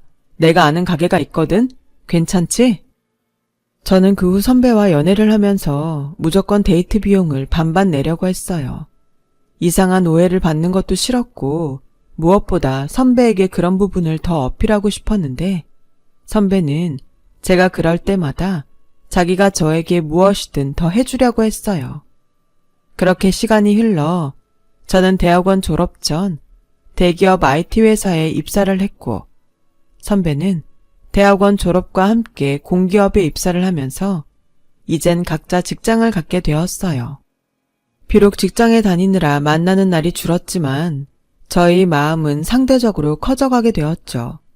첫사랑은 이루어지지 않는다고 하던데 저에게는 그런 말은 해당되지 않는 것 같았고 주변 사람들은 남자친구가 집안도 직업도 좋은데 외모까지 훌륭하니 저에게 로또 맞은 것과 뭐가 다르냐며 부러워하는데요. 그쯤 되니 저도 이젠 그런 시선이 별스럽지 않게 느껴졌어요. 그렇게 저희의 만남은 4년이 넘어갔고 저희 집에서는 슬슬 결혼에 대한 기대를 하기 시작했어요.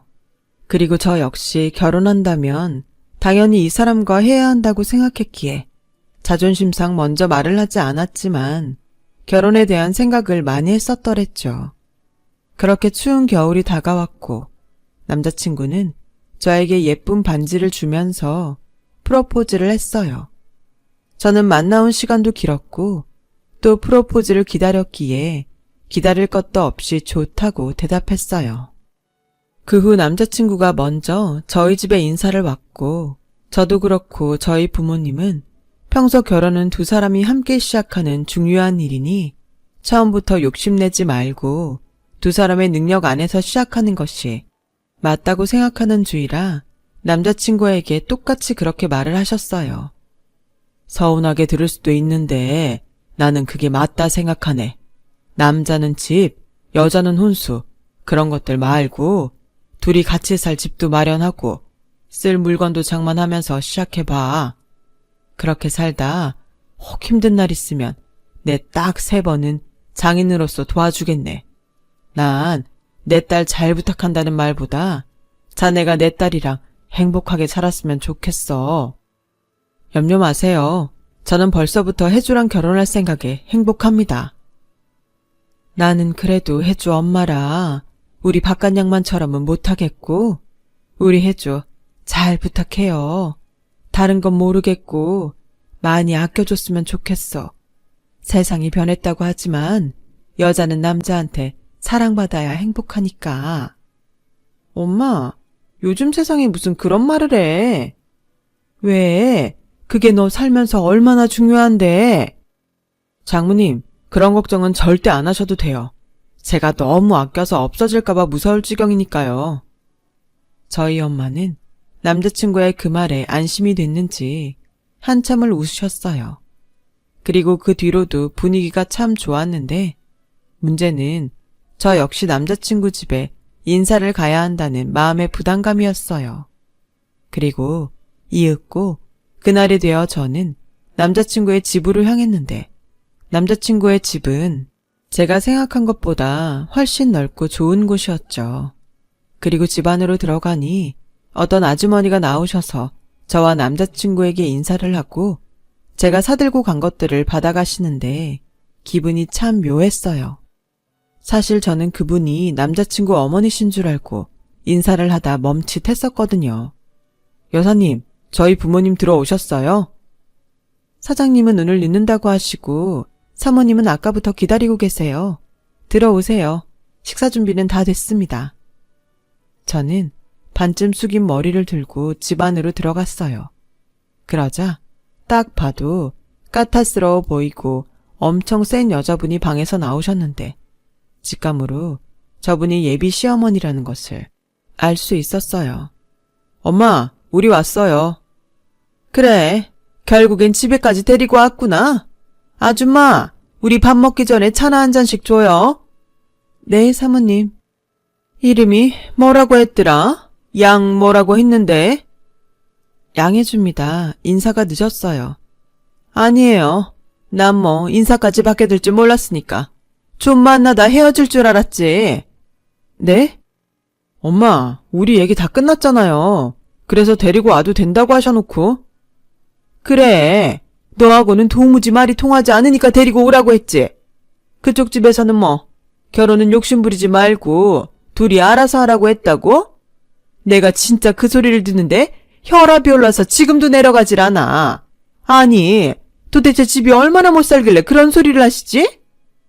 저는 억울하게도 놀라고 화가 나서 뭐라 말을 하지 못했어요. 지금 생각해도 그때 왜 바로 뭐라고 하지 않았나 생각하면 잠이 오지 않을 지경인데요. 그때는 초면이고 너무 놀라 경황이 없다 보니 바로 뭐라고 쏘아붙이지 못했고 남자친구는 중간에서 난처한 얼굴로 이러지도 저러지도 못하는데 그 틈에 예비 시어머니는 자신의 말을 계속 이어가셨어요. 나는 그런 결혼 용납 못해. 딱 봐도 알겠지만 우리 집 그렇게 만만한 집 아니야? 우리 집 대소사에 보는 눈이 얼마나 많은데. 들어서 알겠지만 내 남편 회사 사장이야. 거래처들이며 그 회사 사장들이랑 사무들. 내가 정말 생각만 해도 아찔하다. 그러니까 번지수 잘못 짚었어. 그래도 기어이 이 결혼이 하고 싶으면 예단 혼수 제대로 해와. 나도 해줄 건 해줄 테니까. 뭐 그럴 능력 없으면 그냥 없던 일로 하든가. 그럼 나야 더 고맙지. 우리 아들이랑 결혼하고 싶다고 줄을 선 여자가 얼마나 많은 줄 알아? 순진한 내 아들 꼬여냈으니까 내가 기회는 먼저 준다 이거야. 저는 그때 다행히 정신이 돌아왔어요. 그리고 머리가 차갑게 식는가 싶더니 이건 아니다 싶더라고요. 그래서 아까부터 말씀이 매우 심하신데 좀 조심해 주세요. 전 댁에 아드님 꼬신 적 없습니다. 그리고 결혼은 남들 보여주기 위한 거가 아니라고 생각해요. 어머머, 차라리 돈이 없어서 못한다고 솔직하게 말을 하지 그래. 혹시 알아? 그럼 내가 그냥 받았다 생각하고 내가 다 한다고 할 수도 있는데 꼭 없는 것들이 자존심을 세워요. 남들 보여주지 않을 건데 초대는 뭐하러 하니? 그게 다 동네방네 보여주려고 호텔에서 하네, 야외에서 하네, 그러는 건데. 아우, 이래서 집안끼리 차이 나면 골치 아픈 건데. 아들, 꼭 쟤랑 해야겠니? 너 좋다는 채원이도 있는데. 엄마. 아무래도 제가 잘못 온 것 같네요. 이만 가보겠습니다. 혜주야. 뭐야 지금? 꼬라지 났다고 간다는 거야? 이봐요. 네, 저 화나라고 그런 막말을 하는데 제가 웃을까요? 이런 말씀 초면에 죄송한데 참 무례하시네요. 생각의 차이가 있을 순 있지만 상대를 배려하지 않고 일방적으로 막말을 하시니 이만 가라는 말씀으로 알아듣고 가려고요. 혜주야, 아니야. 우리 엄마가 원래 좀 그래. 확 풀어. 어머 아들, 아무리 얘한테 정신을 팔았어도 엄마를 그렇게 말하면 안 되지. 막말로 우리한테 자식이라고 너 하나인데 네 아버지 재산 누가 다 물려받겠니? 저는 그날 결국 밥은커녕 차도 안 마시고 남자친구 집을 나왔어요. 그리고 당장이라도 쫓아와 뭐라 변명을 할 줄 알았던 남자친구는 결국엔 나오지 않았고요. 저는 집에 가는 길 내내 마음이 상하다 못해 남자친구에게 처음으로 실망을 했어요. 그리고 제가 집에 도착하자 제가 인사를 다녀온다는 것을 알았던 부모님은 웃으시며 궁금해하는 기색을 보이셨는데 원래도 마음에 없으면 다른 말을 못하는 성격이라 나중에 이야기하고 싶다고 하고 제 방으로 들어왔어요. 아마 그때 저희 부모님은 무슨 일이 있구나 이미 아셨을 테고 뭐 여기까지 왔으면 사실상 이 결혼은 엎어진 것이 맞기에 저는 다른 부정도 하지 않을 생각이었어요. 그러자 한참이 지나서야 남자친구에게 전화가 오더군요. 혜주야, 화 많이 났어? 아까는 내가 우리 엄마 대신 사과할게. 너도 봐서 알겠지만 우리 엄마가 욕심이 많아. 그래서 미리 이야기도 해놨는데 이렇게 될 줄은 정말 몰랐어. 그리고 혜주도 가고 나도 그렇고 아버지도 엄마한테 뭐라고 많이 했어. 다행히 우리 아버지는 우리 엄마처럼 남들 시선 그런 거 의식하지 않으시는 분이거든. 오히려 그런 생각을 한다니 너무 마음에 드신다고 다음에는 꼭 보자고 하셨는걸. 오빠, 미안한데 아무리 생각해도 이건 아닌 것 같아. 내가 오빠를 많이 좋아하지만 이런 수모를 모른 척할 수는 없어. 결혼을 한다면 시어머니가 되실 텐데. 아니야. 이건 진짜 서로한테 아니야. 혜주야, 내가 왜 아까 너 안 쫓아간 줄 알아? 네가 이럴까 봐. 난 너만 좋으면 집도 나갈 수 있어. 우리 엄마 안 보고 살 수 있다고. 제발 그런 소리 하지 마. 응? 내가 앞으로 평생 잘할게. 장모님 말처럼 내가 진짜 잘할게. 저는 머리로는 아니라는 답을 내렸으면서 쉽사리 그 사람을 밀어내지 못했어요. 첫사랑이라 그런 건지 아니면 제가 생각한 것보다 남자친구를 훨씬 더 사랑했던 것인지 저는 결국 남자친구를 믿어보기로 했어요. 그러면서 내심 남자친구의 아버님은 어머니와 다르다는 그 말이 진짜이길 바라며 제 낯빛에 걱정으로 잠들지 못하는 엄마에게 슬쩍 오늘 있었던 이야기를 대충 했는데요. 척하면 척이라고. 저희 엄마는 제가 자세한 이야기를 하지 않았음에도 모든 것을 아는 얼굴이었어요. 내가 걱정을 하긴 했다. 그쪽 집이 그렇게 잘 살아? 뭐 보기엔 그렇더라고. 그럼 그쪽 집에서 하자는 대로 하자. 막말로 우리가 뭐 그까짓 것도 못하겠어? 네 아버지 능력 있고 엄마도 있는데 우리 딸 기죽지 마. 기 안 죽어. 근데 엄마 미안해. 뭐가? 괜히 안 겪어도 되는 일을 내가 만든 것 같아서. 그게 네가 마음 먹는다고 되는 일이야. 그리고 사람이 사람을 좋아하는데 다른 건 중요하지 않아. 그렇게 엄마는 아빠가 뭐라고 하시던 무조건 예비시댁에서 해달라는 대로 해주겠노라며 저에게 저쪽 집에서 원하는 것이 뭔지 정확히 알아오라고 하셨어요. 솔직히 따지자고 들면 유치하고 우스워져서 말을 하지 않았지. 저희 집도 그렇게 여유가 없는 집이 아니었어요. 아버지는 6급 공무원이셨고 엄마는 규모가 꽤 있는 유치원의 교감 선생님이셨거든요.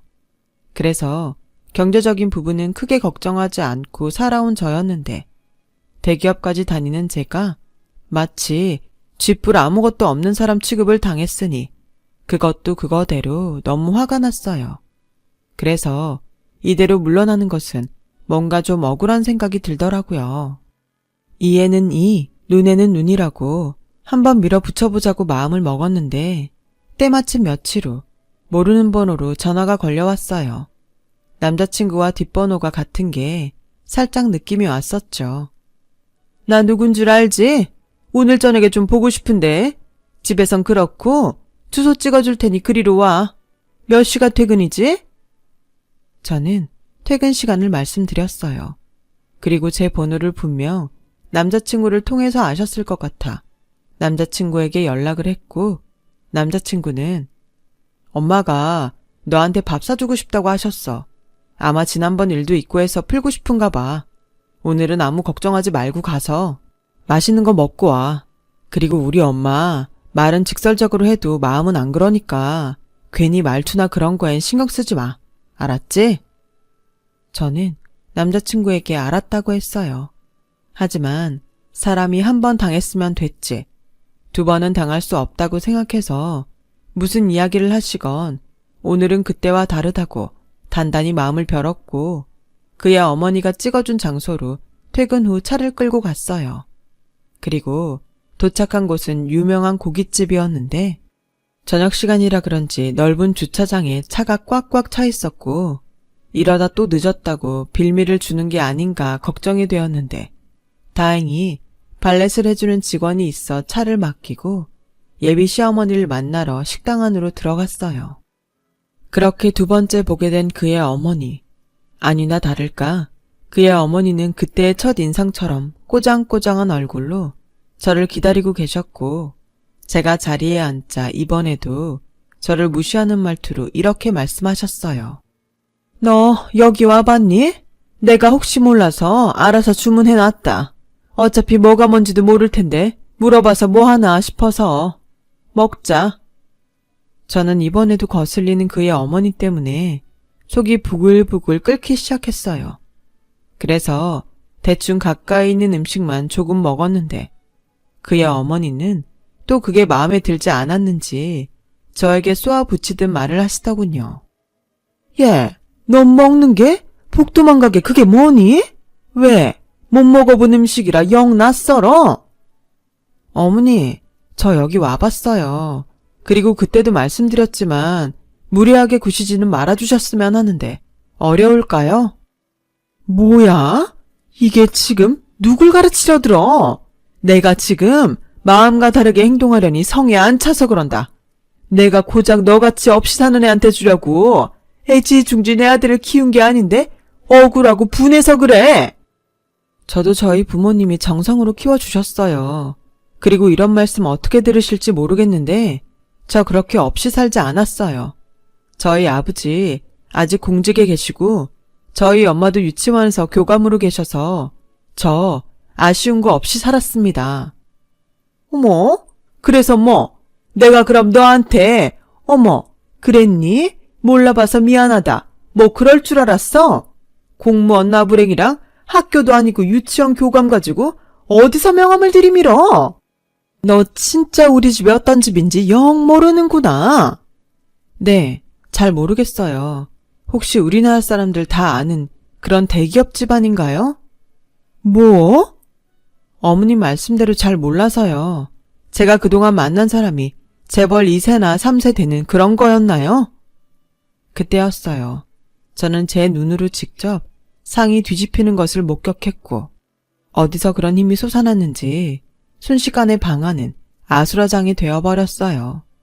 그리고 단단히 화가 나서 목까지 빨갛게 된 그의 어머니는 아직도 분을 참지 못하겠다는 듯 저에게 숟가락을 던지시는데 그 순간 딱 한 가지 생각밖에는 들지 않더라고요. 아, 제대로 미쳤구나. 정말로 그의 어머니는 미친 사람처럼 저를 무섭게 노려봤고 그리고 거친 숨과 함께 큰 소리를 치시는데 귀가 떨어져 나갈 것 같았어요. 야! 대기업 집안이냐고? 너 지금 나하고 해보자는 거야 뭐야? 그래서 뭐? 공무원 나부랭이랑 급이 맞다는 거야? 어디서 쥐꼬리만한 월급이나 받아먹는 주제에 입을 놀려! 저는 단단히 이성을 놓은 그의 어머니와 더는 함께 있고 싶지 않았어요. 또한 어떤 말로 싸우고 싶지도 않았고요. 그럴 가치를 더 이상 느끼지 못했다는 것이 더 정확한 표현일 것 같네요. 그래서 저는 자리에서 일어났어요. 그러자 어딜 도망가냐며 또 소리를 고래고래 지르는데 안 되겠다 싶었는지 식당 직원으로 보이는 중년의 남자분이 조심스럽게 방 안으로 들어오시더라고요. 그런데 아까까지만 해도 저를 잡아먹을 듯 소리를 고래고래 질렀던 그의 어머니에게 여보! 라는 말이 들려왔고 저한테 그런 소리를 했을 리 없어 고개를 돌려보니 방금 직원으로 들어오신 중년 남자에게 그의 어머니가 이번에는 얼굴이 사색이 돼서는 그렇게 말씀하시고 그 자리에 굳어 계시더라고요. 아니, 회사 사장이라고 하더니 왜 여기에... 저는 이 상황이 이해가 가지 않아 그 자리에서 오도 가도 못했어요. 그러자 당신 역시 민망하고 창피한지 어색하게 웃으며 그의 아버님이 먼저 입을 여셨어요. 누군가 했더니 당신이었어? 여보, 당신 옷이 왜 그래? 아침에 입고 간 양복은 어쩌고? 그리고 여기서 뭐 하는 건데? 왜 손에 행주를 들고 있는 거야? 김 기사는? 그의 어머니는 이제 저는 안중에 없는 눈치였고 저 대신 당신의 남편을 쥐잡듯 잡아댔는데 계속 거기에 있는 것도 못할 짓 같아 저는 그만 그 자리에서 나와버렸어요. 그리고 남자친구에게 이 이야기를 해야 할까 말아야 할까 고민이 됐고 분명 남자친구 역시 어머니처럼 모를 것 같은데 괜히 저에게 듣고 자존심 상해할 것 같아 저는 말을 하지 않기로 했어요. 그런데 그렇게 며칠이 지났을까? 한동안 연락이 없던 남자친구는 저에게 만나자고 연락을 해왔고 한눈에 전과는 비교도 되지 않을 만큼 헬쑥해진 모습으로 제 앞에 나타났어요. 괜찮아. 얼굴이 많이 상했다. 일이 많았어. 너도 대충 짐작은 가지? 남자친구는 해탈한 얼굴로 말을 이어갔어요. 그리고 설마 했지만 남자친구의 말을 듣고 있는데 드라마도 이런 드라마가 없더라고요. 우리 엄마가 봐서 알겠지만 우리 집이 사업한다는 것에 자부심이 대단하셨어. 아버지는 늘 그걸 부담스러워 하셨는데 엄마는 계속 아버지한테 사업을 더 키워야 한다고 옆에서 부추기셨어. 집도 남들 보기에 있어 보여야 투자하겠다고 한다면서 무리한 거고 우리 집에서 일하시는 분들도 다 엄마가 욕심내신 거야. 아버지는 도저히 감당이 안 되는데 엄마는 계속 바라시고 그래서 사업이 망해가는데도 말을 하지 못하셨대. 그래서 거기에서 일하신 거야? 집에서는 회사 출근하신다고 나오셔서 거기서 일하신 거지. 그래서 요즘 계속 늦었던 거더라고. 아버님이 많이 힘드셨겠다. 하지만 꼭 나쁜 일만 있는 건 아니야. 우리 자기 뜻대로 결혼할 수 있을 것 같아. 그게 무슨 소리야? 장인어른이 말씀하셨잖아. 결혼은 우리 둘의 시작이라고. 그러니 욕심내지 말고 우리끼리 잘 시작하면 된다고. 우리 엄마 이제 더는 욕심내실 수 없어. 이제 혜주 너한테도 함부로 못하실 거야. 그렇게 생각하면 이건 나쁘지 않은 일 아닌가? 그래도 집에 일이 있는데 결혼을 진행한다는 게 좀 그렇지 않아? 왜? 이제 우리 집이 망한 것 같으니까 하기 싫어? 뭐? 그게 무슨 말이야? 솔직히 아니라고 해서 아니라고 믿었지만 너도 우리 집 잘 살아서 나랑 결혼하고 싶었던 거 아니야? 아니라면 왜 그런 소리를 하지? 저는 그 순간 남자친구가 무서웠어요. 눈빛이 너무 무서웠거든요. 제가 알던 그 순수하고 저밖에 모르던 그 눈빛과는 영 달랐어요. 그래서 겨우 남자친구에게는 결혼은 집 사정이 좀 진정이 되면 다시 이야기하자고 달래놓고 집으로 돌아왔는데 참 혼란스럽기만 하더군요. 이성으로나 마음으로나 이 결혼은 아니라는 것을 아는데 상황적으로 이 시점에 남자친구에게 헤어지자고 하자니 제가 마음이 너무 괴로웠어요.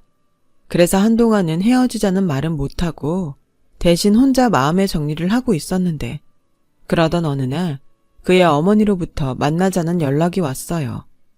저는 예전처럼 잘난 척에 막말은 하지 못하겠지 하는 생각으로 그의 어머니를 만나러 갔고 그의 어머니는 예전과는 좀 다르게 기가 꺾여 있었는데 그래도 자존심은 지키고 싶은지 저에게 별 말을 하지 않고 혼수와 예단 리스트라며 A4 용지 5장을 주셨어요. 설마 이걸 다 해오라는 건가요? 그래, 네가 그랬잖아. 네 아버지 공직에 있고 네 엄마도 유치원 교감이라며. 그 정도 능력 있다고 큰소리칠 때는 언제고? 이제 와서 그러니? 어머니, 저도 지훈 씨한테 사정 들어서 아는데 이제 그만하세요. 뭐? 너 지금 나 망했다고 우스우냐? 그건 어머님 자격지심이시고요. 결국 어머님 욕심 때문에 그 지경까지 갔으면 어머님도... 그때였어요. 그의 어머니는 이번에도 제가 하는 말이 듣기 싫은지 상을 엎으려 상을 손으로 잡으셨고 저는 그 모습에 덩달아 상을 잡아버렸어요. 그리고 계속 말했죠. 어머님도 아시죠? 저 이 결혼 못해요. 아니, 안 해요.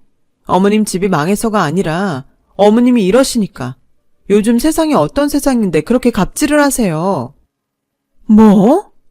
지금이라도 좋은 마음으로 사세요. 그래야 지훈 씨도 지훈 씨 아버님도 편안해져요. 그럼 네가 도와주던가. 저는 기가 차서 말이 나오지 않았어요. 그래서 자리에서 일어났는데 그의 어머니가 소름 끼치게 제 바지가랑이를 붙들었고 이런 소리를 하시더군요. 너 돈 잘 번다면서 너랑 우리 지훈이랑 벌어서 우리 좀 도와줘. 원래 힘들 때 돕는 게 진짜 사랑 아니니? 우리 집에서도 쫓겨나게 생겼다. 나 이젠 작은 집에서는 숨이 막혀서 살 수가 없어. 내가 결혼 허락할 테니까 결혼해서 우리 좀 네가 살려줘라. 아가. 저는 평소 공포 영화를 좋아하지 않았는데 그날은 정말 저에겐 공포 그 자체였어요. 그래서 그의 어머니의 손을 발로 뿌리치고 도망치듯 자리를 벗어났고 다시 또 연락이 올까봐 그의 어머니 번호를 차단했는데 그날 저녁 남자친구가 만나자고 하더라고요.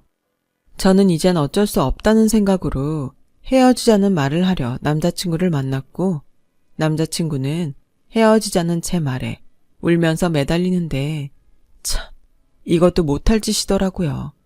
그렇게 멋있던 남자였는데. 하지만 저는 아닌 건 아니라는 것을 마음에 새겼고 희망 고문을 하느니 이쯤에서 딱 부러지게 끊자고 다짐을 했는데 이 남자가 마지막에 고맙게도 제 마음을 참 편안하게 해주었어요. 치사한 년, 너도 결국 그런 여자였어? 그러면서 아닌 척 고상은 있는 대로 떨어놓고 너도 우리 엄마랑 똑같아. 아니지, 우리 엄마는 솔직하기라도 하지. 넌 음흉해. 엄마가 그러더라. 네가 정말 나를 사랑했다면 이럴 때일수록 더 결혼하자고 했을 거라고. 근데 넌 이때다 싶어서 도망가는 거야? 내가 사람을 아주 단단히 잘못 봤네. 야, 뭐 어떻게 생각하든 자유인데 그렇게 생각하면 마음이 좀 편하니? 누가 그런 무시받고 뻑하면 밥상 엎어버리는데 좋다고 하겠어. 게다가 당신 어머니 나한테 숟가락도 던졌어. 이건 망하고 아니고의 문제가 아니야. 아버님 일하는 식당 가서 CCTV 좀 보고 올래? 난 그때 이미 아니다라고 생각하고 나가려고 했다고. 그래도 정이 있어서 힘들 때 나까지 얹고 싶지 않아서 참은 건데. 뭐? 치사한 년? 그래, 나 치사하니까 다시는 연락하지 마. 찾아오지도 말고. 저는 그렇게 참 더러운 이별을 했어요. 첫사랑이 이루어지지 않는 건 괜찮지만 이렇게 끝이 추하다니 많이 속상했었죠. 그 후 남자친구는 번호를 바꿔가며 저에게 계속 연락을 해왔어요. 집과 회사에도 계속 찾아왔었고요. 참 곤란했는데 그때 저를 도와주던 회사 상사가 있었고 저는 그 상사분 덕에 여러 번 곤란했던 일을 도움받게 되었는데 그렇게 3개월 정도가 지나자 남자친구는 나타나지 않았어요. 연락도 없었고요. 이젠 됐구나 싶은 안도감과 첫사랑에 결혼까지 생각했던 사람과의 추한 마지막에 저 역시 후유증은 심했어요. 그래서 회사를 그만두고 좀 쉬어볼까 망설이고 있었어요. 그때도 그런 저를 회사 상사분이 잡아줬고 1년쯤 지나니 그 상사분이 저를 혼자 좋아하고 있었다는 말을 어렵게 해왔어요.